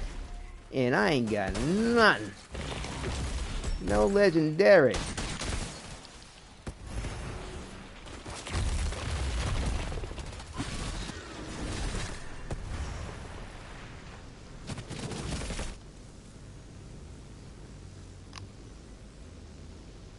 Yeah, man. Oh yeah, man. For Honor, I miss those days. And see, that reminds me too. I'm glad you brought up For Honor, because For Honor started out as the shit for me, man, and then they started fucking with it. Saying that they want to make this balance pass, they want to make this change, they want to adjust that. And I'm just like, dude, if it ain't broke, don't fix it. Like, I can understand working out the bugs or whatever if something's really broke about the game, cool. But they just started changing too much about the game. Just yeah, right on. Hopefully you'll get one there on the legendary game.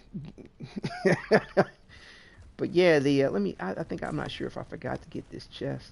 Did I get it? Yeah, I got that chest, didn't I? Shit, I forgot. It's running my mouth. Let me just run back and double check. But yeah, they wore you out on the change too, Jesse, when it came to Fauna. Yeah, man, they just kept changing shit. It just hurt my feelings so bad. My wife even played For Honor with me, man. I mean, she digged the Warden character, get to be a female in the game and all that. And they changed it so much and made so many adjustments to how you do XYZ in the game. My wife couldn't keep up with it. It hurt a lot of people's feelings on my end. And I mean, like, to me, like, For Honor, when it came out, was like the latest greatest thing that I didn't know I wanted to have. I'm like, oh my god, man, I so sorely needed a medieval game. And they came out with the samurai dude with the 2 swords. I'm like, oh, get my Afro Samurai on, like, But yeah, man, it just I miss the For Honor days. Those were the good old days. I don't know. I've contemplated maybe trying to pick it up again, but I don't know. It's so much to keep up with. Like, at the moment, I'm still rolling with Warframe, still rolling with Red Dead Redemption, and now this is going to be a thing for me. And it's just, where's the time? Right on, Jesse. But yeah, man. It's just, ugh. I'm trying. But I mean, I like the fact that this game is self-contained. It's not going to be a pay-to-play type thing. Microtransactions. Uh, it's not a live service game. So, technically, unless they start messing with you like Warframe, where they go, oh, here's this event where if you don't take a couple of days off from work or you don't put in some time to play, you don't get the benefit of this event. You miss out. Hopefully that, and even For Honor did events, I mean, it was nice and enjoyable seasonal stuff, but again, if you got a life of any sort, like it's a definite stressor to make sure that you take out time to have to involve yourself in that event, or you completely miss Thanks out again on for getting the everything guy that's who going killed on. poor Mr. Chang. With this Outriders thing, Well, it looks like it's when we have time to play, we play. For however much time we have to play, we get to enjoy it. And which is to me wonderful. It's very refreshing. Uh, I mean, I admit there may be people who stream or broadcast that might look forward to events and various different other functions like that to have content, but you need to push the brain matter. There's ways you can create content. good to see you again. You'll be pleased to know that. All right, Jesse, take care. Definitely glad you could stop through. Thank you.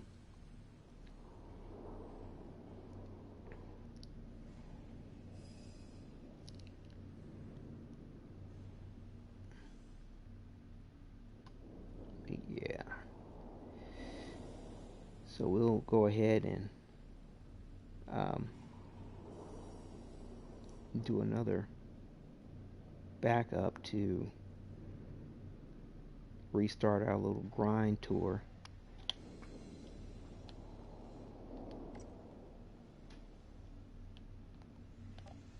Good to see you again. You'll be pleased to know the hounds are still scared shitless to come around here.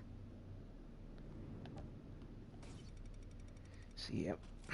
No legendary love yet.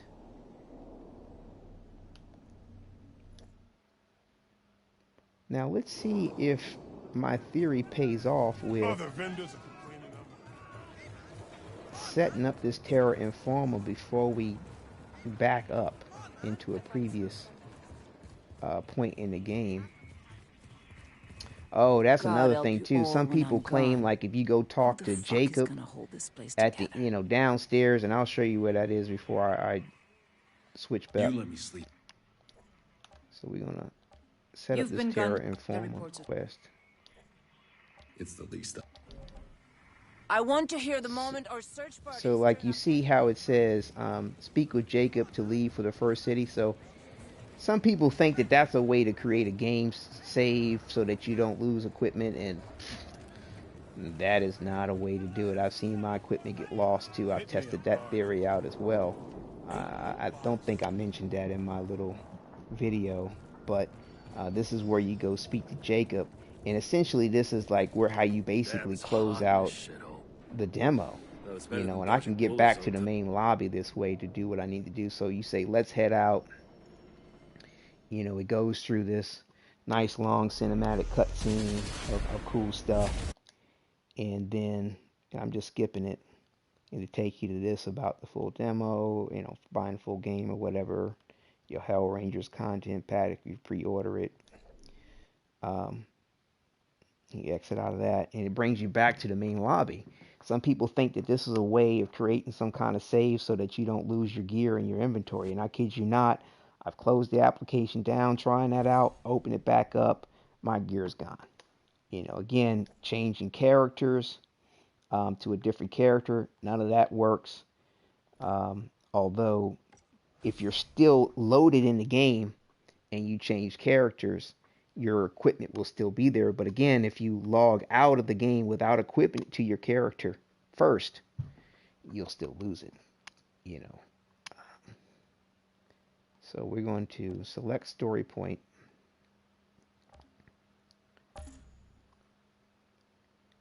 And make sure that it backed up to the right place. Okay, it did. So we're going to continue.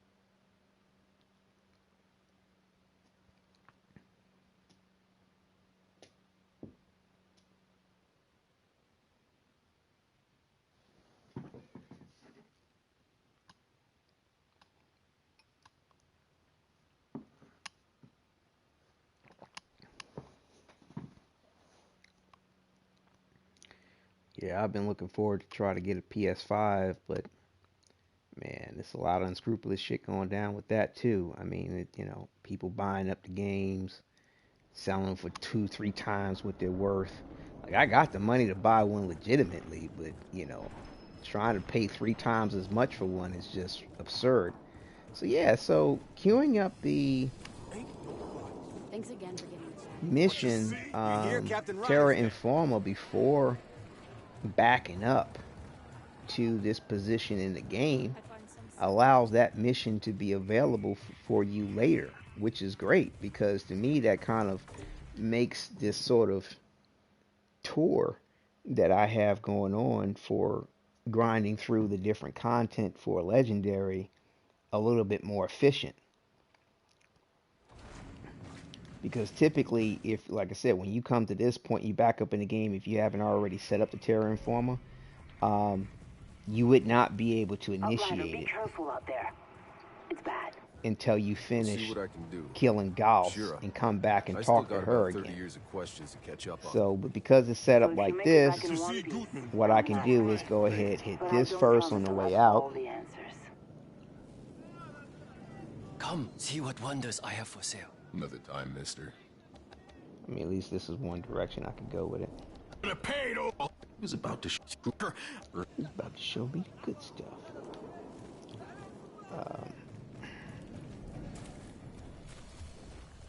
Hey, Shira. I got some business in Hound's territory. What can you tell me about their leader, this guy Barker? He fights dirty, preys on the innocent. His men are loyal because they're terrified of him. And you let this guy run things inside your walls? He's too well. Inside your walls? I don't know why that sounds a little pervy. Let's see here. So it's interesting, like I said, you could do this first. I mean, whatever way you wind up doing this particular side mission for the legendary drop reward potential, you still always have to sort of fast travel either back to the main base. You have to try fast travel somewhere, bottom line. And it's kind of one of those things. It almost doesn't matter when you start this one. So seeing that you got to kind of run past it anyway, might as well start it now.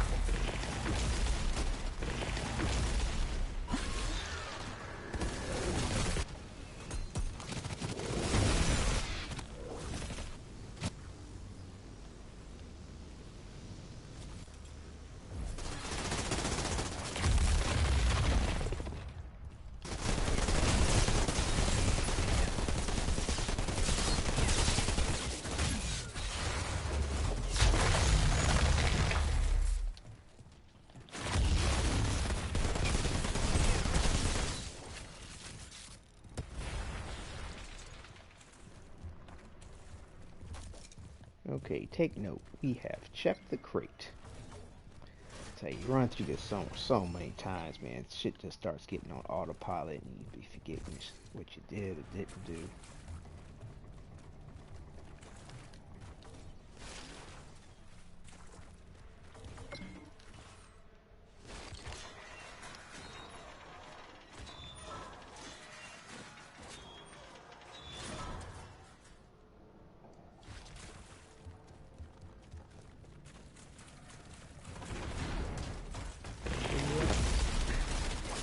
Yeah, I've heard some interesting critique too, about like,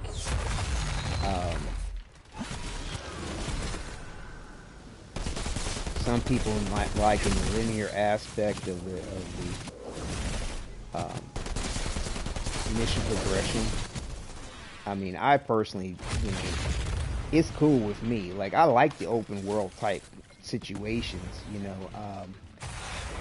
exploring off the beaten path. I mean, there doesn't seem to be a whole lot of regard for exploring off the beaten path in this, although, you can look for harvesting stuff. There might be a crate or two off the side, but it's not like a whole lot of variation as to what to do or what to get or what to find off the path of whatever point you're at in the game. But then again, you know, like I said, my experience with open world games, though it's cool and it's vast and it's open and it's neat, you know, you like the idea of it. Like, you know, I just don't find myself on a regular basis doing much with the point of it. You know, like Red Dead Redemption, for example, or Warframe with its, you know, how they've added open world segments to it with the Plains of Eidolon, for example, on Earth. Um, you know, though you can kind of go all these different places and anywhere you want to go, for example, you know, like unless there's something to do there, it's not likely you're going to go there. You know, how much time do you really get to really spend with the game to see? I autopilot again to appreciate the ambiance of said area. Um, you know, I typically don't have the time, you know, to do that, you know. Um, as much as I may like the idea of doing it, I don't have the time to really do that. So, you know, not having an open world aspect with things being somewhat in this sandbox, very constructed linear path of sort of say getting from one area to the other, to me is not a problem. It reminds me a lot of Space Lords in that kind of way. You know, where you go to this particular arena or map, sandbox or whatever, you deal with the enemies, you move on. I mean, what else is there really to do or to have for that point?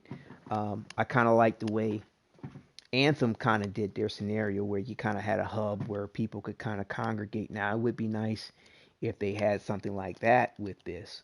But again, it's not a lot of necessary. A lot of times the hub and Anthem that they had where other players could kind of congregate, it was kind of like a show and tell type thing, where people could kind of meet and you get to Good to see see you again. how, You'll how be they pleased to know the hounds are designed still or, scared shitless to come what around. cosmetics they decided to put together and what Well. colors they decided to do with it or something like that.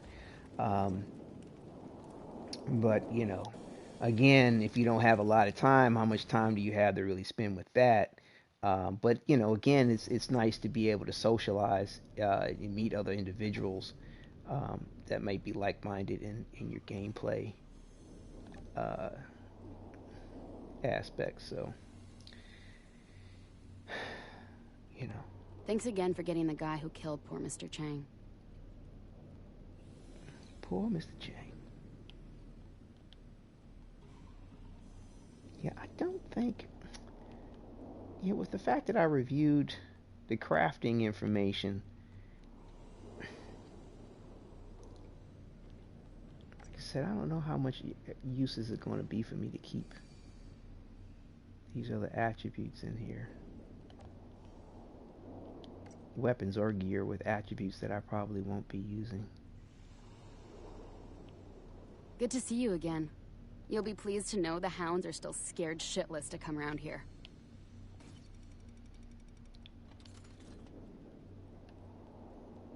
Yeah.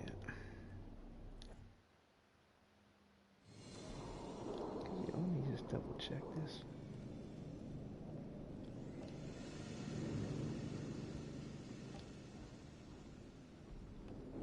Yeah, so you can't change the attribute.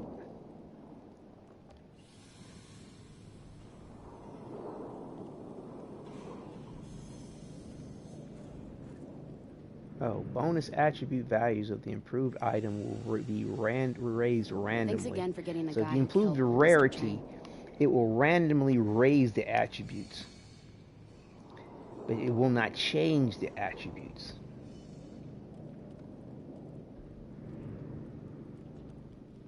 And here's another important point. When improving the rare or epic, you will be presented with 3 random mods, and you select one of them to be added to the item. Ah, okay. So that answers a question that I posed earlier in the video where I was like, well, when you raise the rarity, will it be blank or will you have something in it? So you, like I said, you have to take care, keep all those points in mind, when it comes to improving your gear and making sure you have certain things available to yourself. And like I said, like for me, until I see some other type of gear that I like the look of, I'm going to go with this helmet. So as I raise the rarity of this, it's going to give me an option for 1 out of 3 mods to select for one of the mods in the slot. And once you change your mod out, that mod slot will be locked if you decide to change a particular mod. So again, you got to keep that point in mind. And again, with the guide, it tells you that when you go to guides, crafting, and mod your gear, mods do not stack. It says that when you choose which slot to modify, the other becomes permanently locked from modification. So that's very important to keep in mind. So, in the process of leveling things up, changing gear, like I said, I'm going to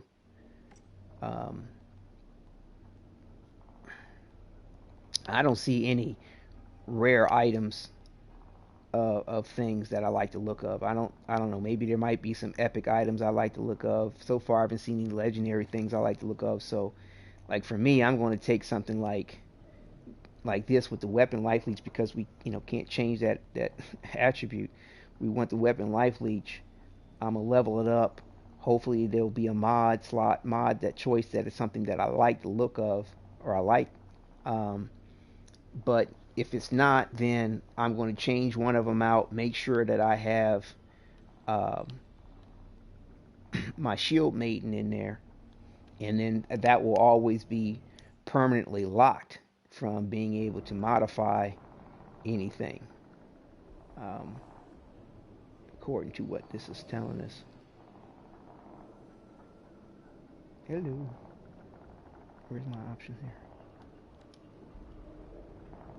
So I'm doing this for my benefit too, to make sure that I'm keeping everything straight. Oh, it's the other. So when you choose which slot to modify, the other becomes permanent life. So you're right. So hopefully that one that I don't choose to modify is something that I want to stick with. So it's going to be a dance, I think, until you get everything right. 100%. So hopefully the one that becomes permanently locked is something that I want to keep. But as they said, that when you improve the rarity,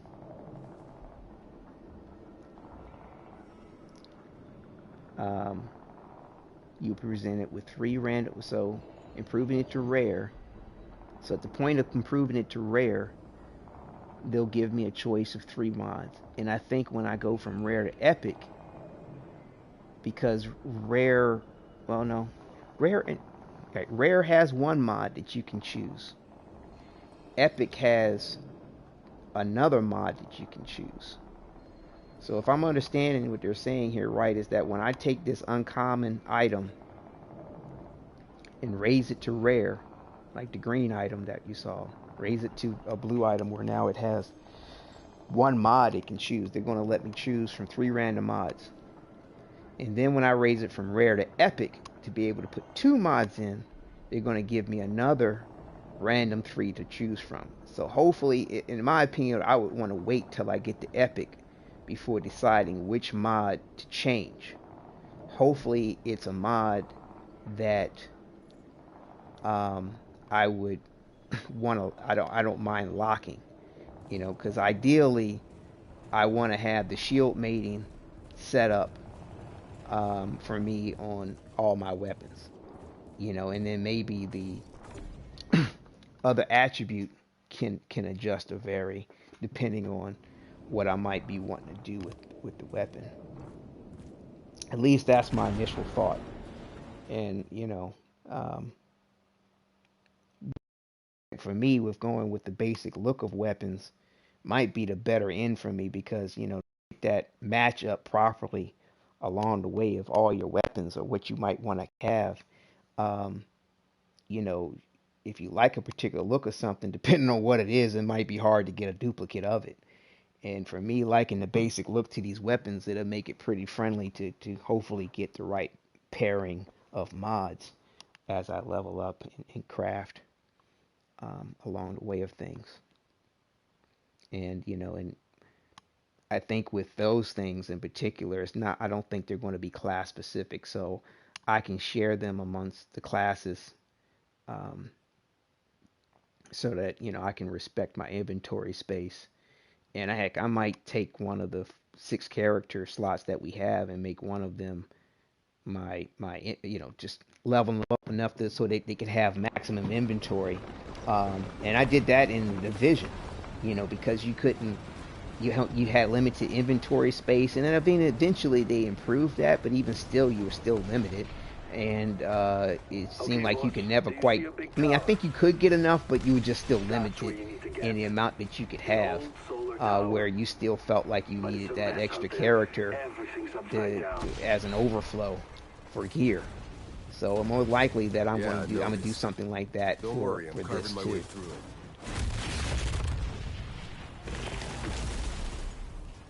But yeah.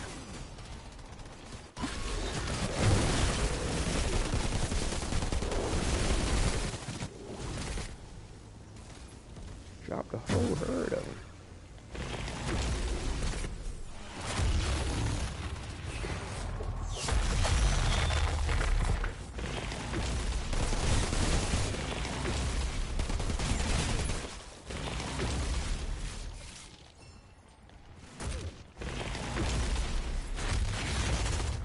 What?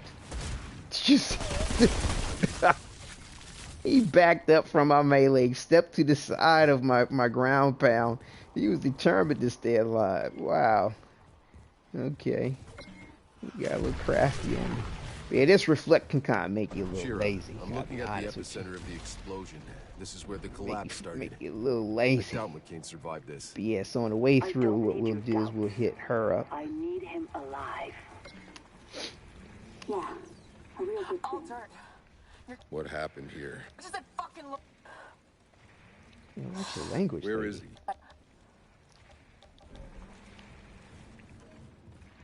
Bring me that bastard. You see, that Terror Informer is another one too, where you always gotta fast travel at some point in time, similar to this one too. All the side missions, you gotta fast travel at the end of it in some way, shape, or form. So. Time I settle up with this captain. Hope he hasn't forgotten me. Hold the fort lines! Don't let him through! I remember that voice.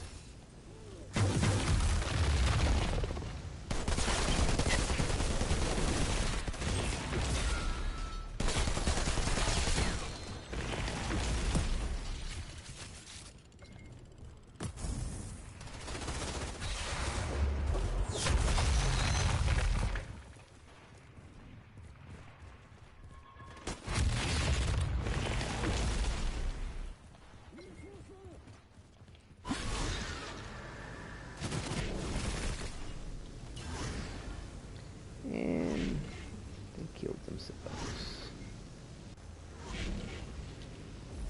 Yeah, you can't interact with crates while the auto reflect is on either.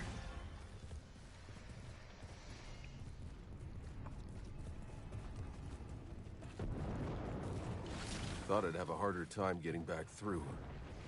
Captain should be holed up somewhere in here. Yeah, we'll probably be broadcasting about another hour or two. Depends on when the wifey finishes up and wants to have some dinner.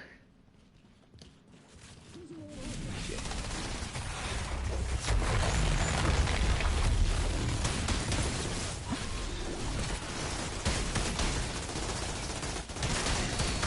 Why did the backflip end my thing? Did you see that? Dude, my backflip ended my what the fuck? Why did it end? That's the second time I've seen it do that. I'm flipping around, it's not ending. What the that's some bullshit. I don't know if something's glitchy with this auto reflect or not, but take care, because it seems like it just randomly might decide to want to end on you. which is booty.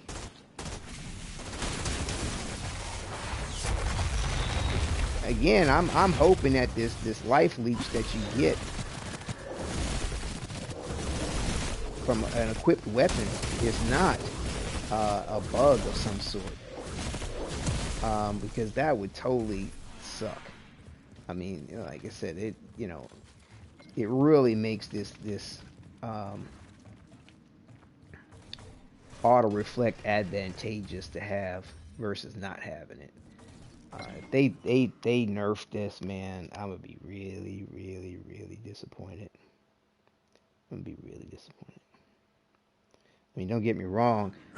It's only because of this that has made me decide to make the Devastator my main, but my second favorite, because Outriders this is always pay what's the owed. auto reflect and the heal with the life leech works. See his head for herself. It's won me over the Trickster. But if they nerf this, I'm definitely gonna make the Trickster my main. I mean, I like the Devastator. I like all the other abilities, but it's because of this auto reflect combined with the life leech that has pulled it over the Trickster. Altered. Not enough. But I tend to like tank class characters or teleporting type characters, like with DCO. My main is Earth ability, which is the tank class. But I started out with a controller because of the whole teleporting with the quantum ability. I've always liked that concept when it comes to video games, although sometimes because of just how I like to play the game and the mechanics that are set up in relationship to it, I oftentimes wind up switching out of that type of a thing. But it's been oftentimes my preference. But the way they have it set up in this with the Trickster, it's oof. Like I said, if it wasn't for this auto reflect with the life leech, with the equipped weapon, yeah, Trickster would definitely be the main. But yeah, I see some people talking about the. So I'm trying to think, which way do I want to go with this? Still gotta go back, and we'll just progress forward. We'll come back and do some more of that later.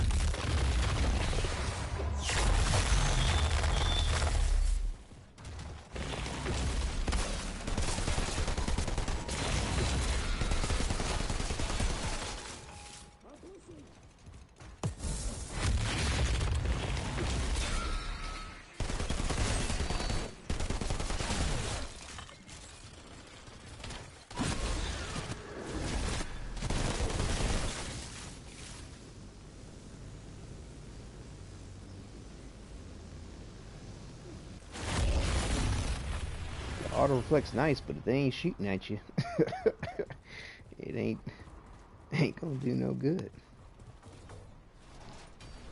But yeah, it's a great offensive and defensive ability. And like I said, please, devs, if you watch this or hear this stream, do not nerf the life leech attachment to your weapon. But in theory, though, with this auto reflect, let me show you what I'm talking about here. Like I said, with this auto reflect, you can fight while the skill is active, but you cannot manually deactivate the skill. It only negates 50% of the damage. Like I said, I attach it to a weapon that has life leech. Because of that attribute of the weapon, technically, if you put on a weapon that, say, has extra crit damage, I'm guessing that you get extra crit damage off of the reflection. Or say you put on a weapon that has armor pierce, I'm guessing that your auto reflect will have armor pierce. So like I said, if the weapon is if the auto reflect is attaching itself to what weapon I have, which gives me weapon life leech, why wouldn't it give you um, armor pierce, or why wouldn't it give you crit damage? So I mean, to me, that's just another layer to how you could mod out your devastator, or take those factors into account to your gameplay.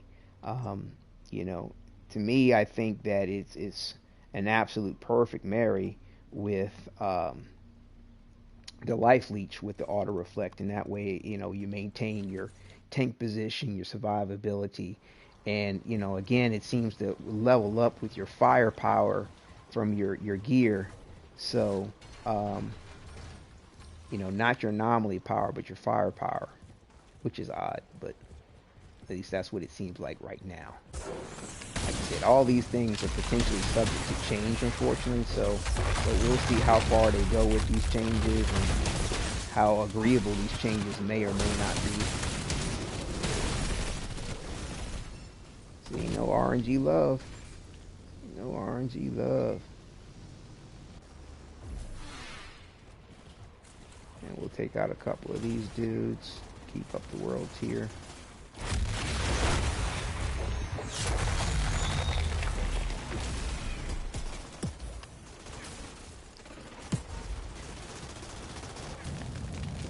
Fire. Come on. Y'all can do it. Put a little effort into it. Come on. It's enough for you to kill me. Come on. That's a little bit more. That's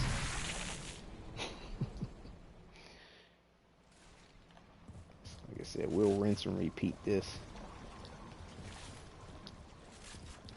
a couple of more times.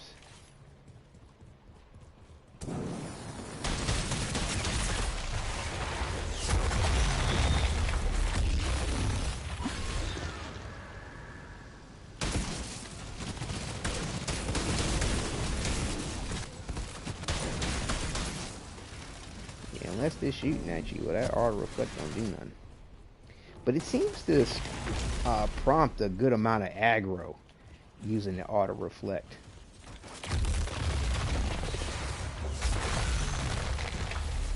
That's one thing I was like trying to figure out with the game. Like, they kind of promote certain characters to be maybe your tank, your healer, potentially an operator of some sort.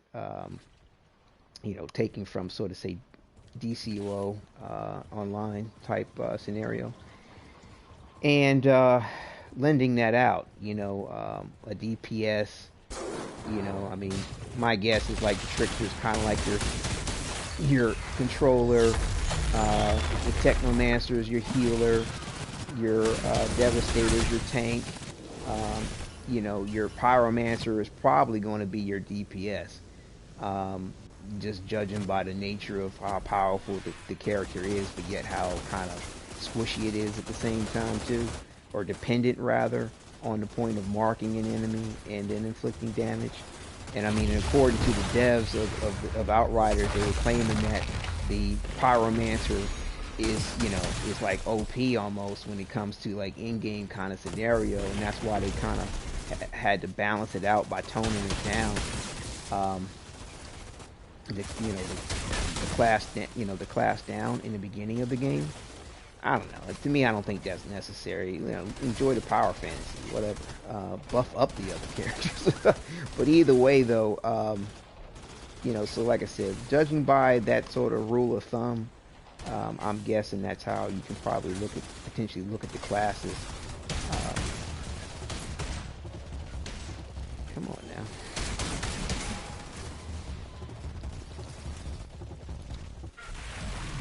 There we go.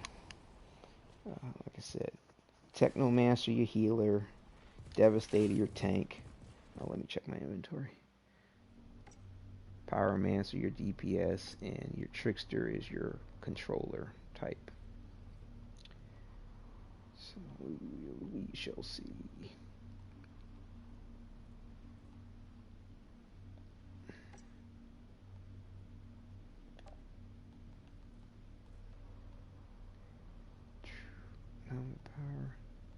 So I try to keep the better of them. But again, it's like almost kind of pointless for me doing some of this because what do I have here? If it's not equipped when I close out the game, it's not likely going to stay in my inventory. I mean, I haven't seen this thing stay in my inventory that I have not equipped since before the first update / patch hotfix that they put in on the game. I mean, prior to that, things were saving pretty normally. Every once in a while, I'd see something not stay in my inventory, but whatever was going on with the game and however it was saving in the demo, things were staying in my inventory for the most part.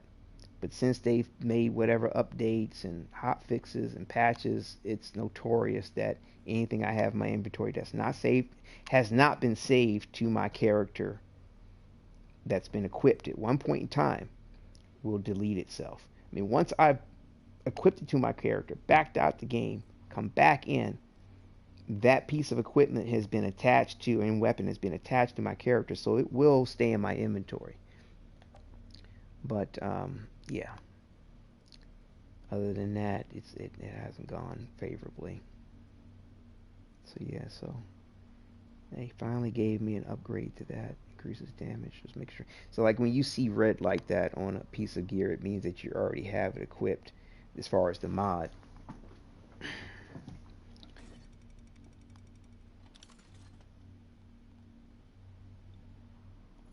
I don't like the look of those gloves as much as I do the other ones, but whatever.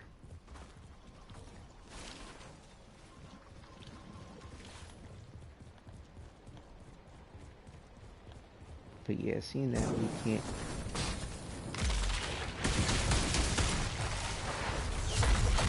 change the attributes of the weapons, I think I'm going to have to go through some of my gear and make sure that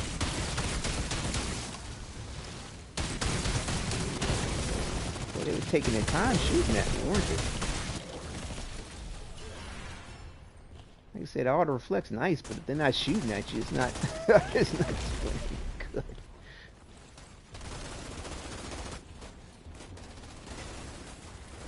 So taking a couple of these dudes out to maintain the world tier. That's what's up. And yeah, for a while I was trying to figure out how to maintain crit. But it's like if you hit enemies in the weak spot, it's how you get guaranteed crit, essentially. And so, you know, if you're increasing your crit damage, you have to make sure you're hitting enemies in whatever vulnerable spot that they have. Sometimes certain abilities will give you automatic crit or enhance your crit potential. Like your twisted rounds, for example, on the trickster, or your blighted rounds on the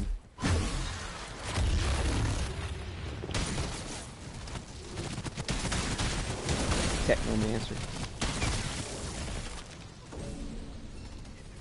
But yeah, this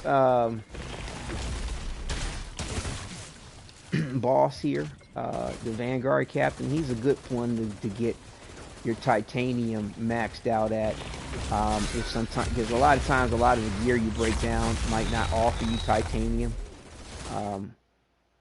And this is what I'm talking about, this titanium here. You can hold up to 10. I don't know how much good that's going to do you when the main game comes out. It just depends on the economy that they have. I mean, hopefully the economy isn't broke like Red Dead Redemption. I mean, the economy is just broke.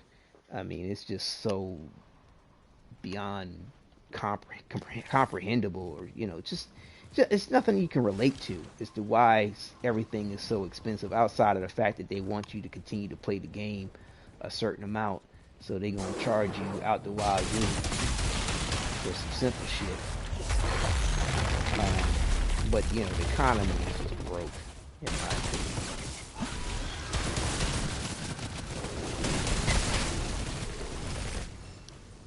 Now, I don't know if there's any truth to this, but it seems like to me you do headshots or, you know, score a crit shot for your kill on your enemies, that you have a higher chance of getting a drop from them.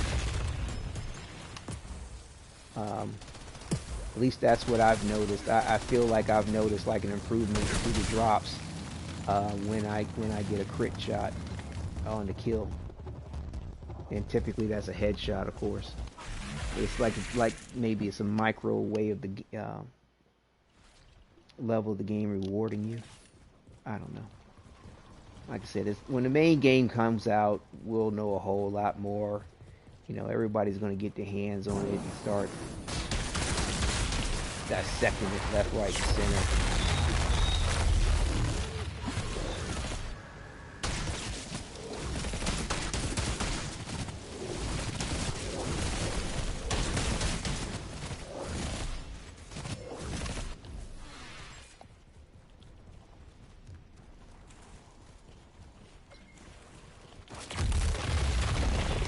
I couldn't help it. It just lined up for it. It was just lined up for it too nicely.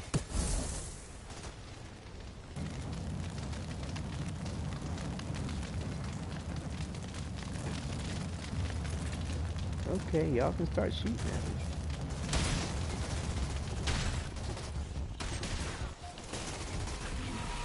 There we go.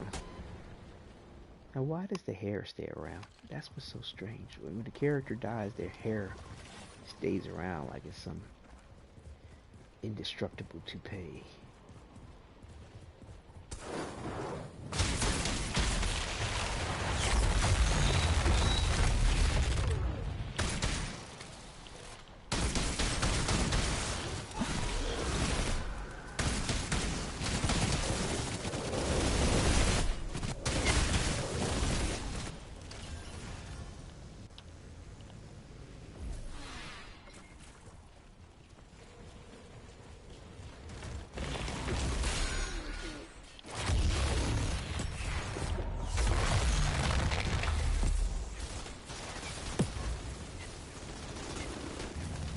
Take me, take me. I'm shooting at you. Come on now. There you go. I don't know. Like I said, I get nervous with this game wanting to crash on you, so I don't know. Maybe might do. Maybe next time I feel like I need to check my inventory, maybe in another 3 more runs here, we'll go ahead and you know, proceed to taking out Gauss. Like I said, if you get a game crash because whatever is going on, the handshake with the server isn't right. I don't know, man. It's just very, very uncomfortable. You know, very, very uncomfortable to have that happen. Because, you know, like I said, it's more to the point because you lose whatever equipment that you may have intended to want to save because you didn't have a chance to equip it.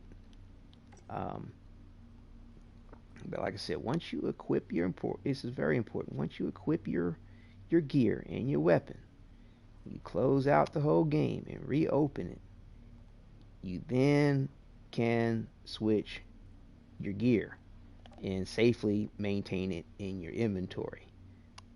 What is this? But until you do that, 41.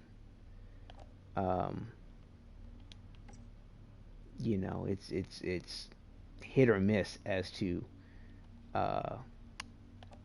why it may decide to want to save your gear to your inventory. There's been nothing that I've seen that guarantees that game save, or your gear save rather. All these are anomaly bar.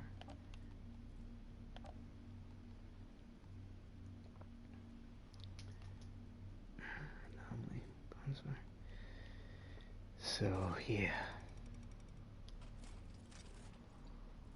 Let me see something here.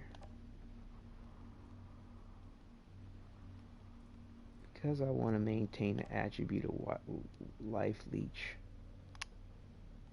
I think what I want to do.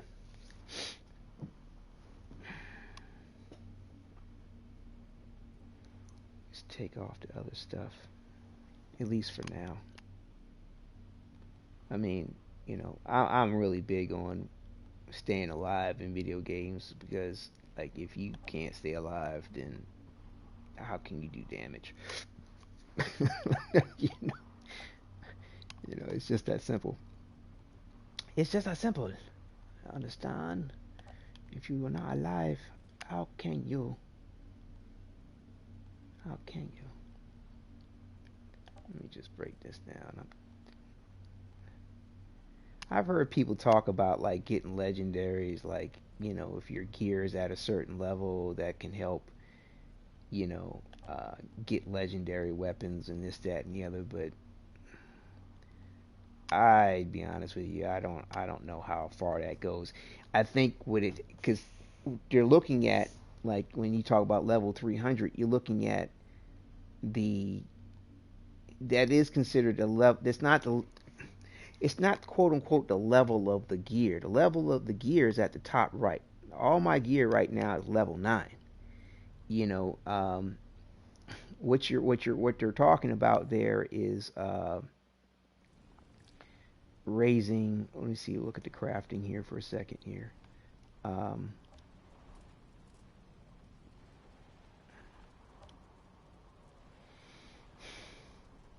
What they're talking about is raising the attribute of the gear or weapon, whatever. That's, you know, raising the attribute of the gear or weapon, yeah, could potentially have the game drop something with a higher level of, no, what's the attribute? No, hold on. It's not the attribute, hold on. It's the, I'm trying to get the terms right. They're talking about raising, is it the variant level? No, it's not the level. Is it the variant?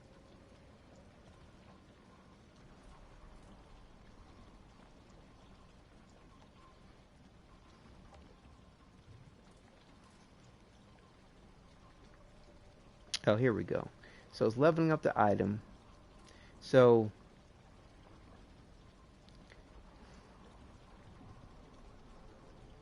you can increase the item's primary parameter.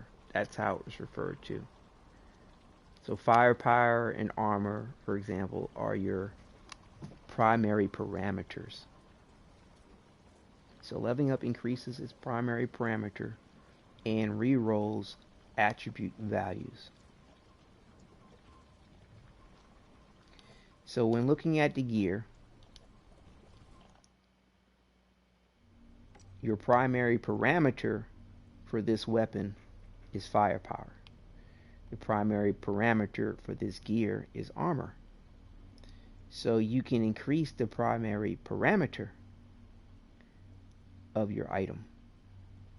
But I do not believe that your primary parameter has anything to do with whether or not you get legendary gear. Perhaps having all level 9s and the highest rarity that you can have may help that. But again, I you know, if it's anything, your level of your gear is potentially about the only thing that might have something to do with it. Again, we don't know for sure. All this is speculation. But yeah, so leveling up items, you know, that's your primary parameter. Your attributes is something you can raise, but you cannot change. But yeah, like I said, primary parameter, attributes. So those are the terms that we have to keep in mind when dealing with the gear.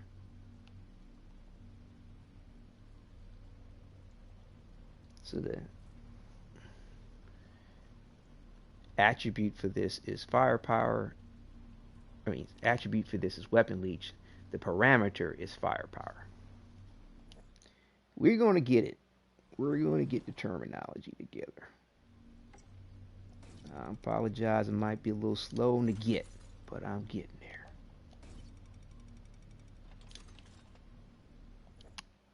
No, man.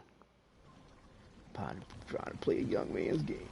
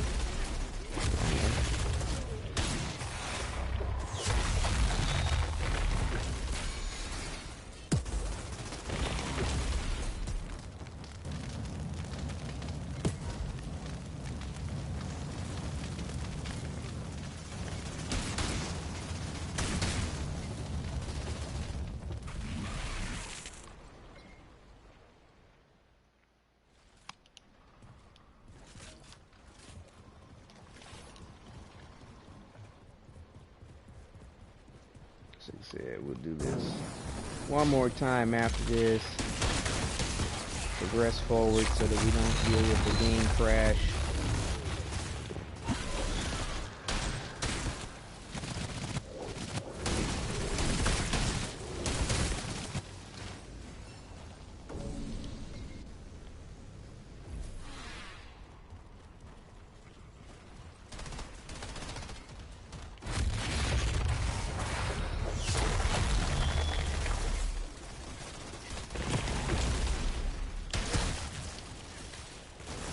A couple of them keep up the road here.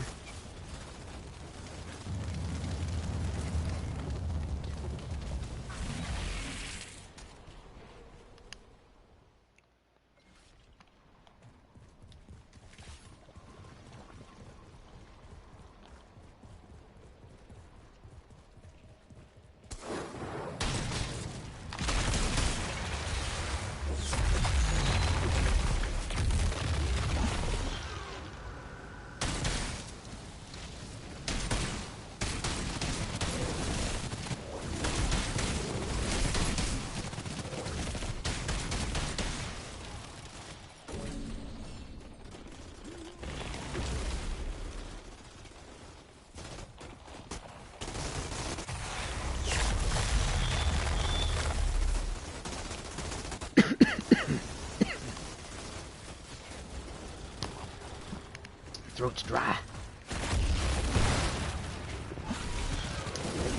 Water.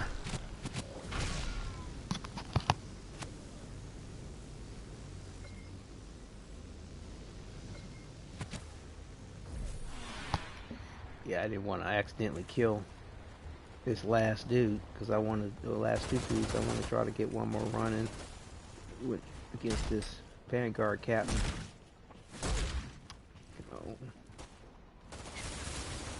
Come on, buddy.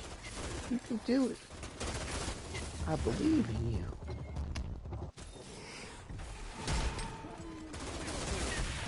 There we go.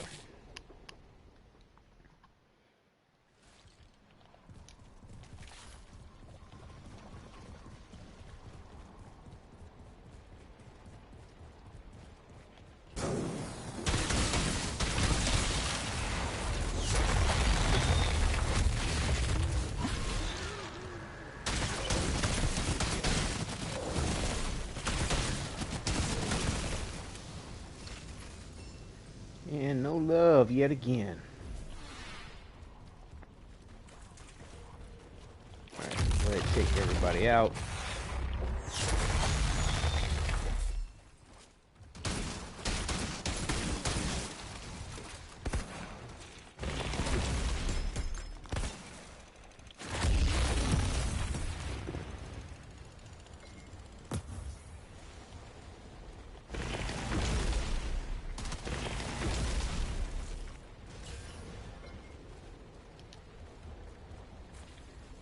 Getting major deja vu in this place.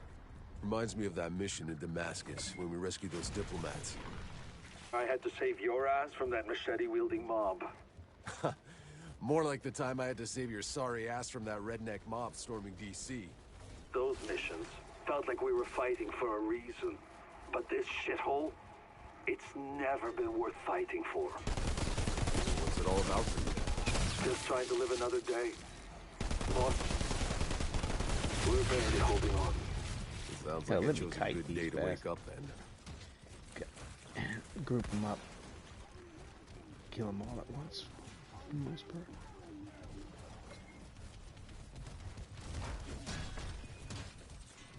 Really mad with me.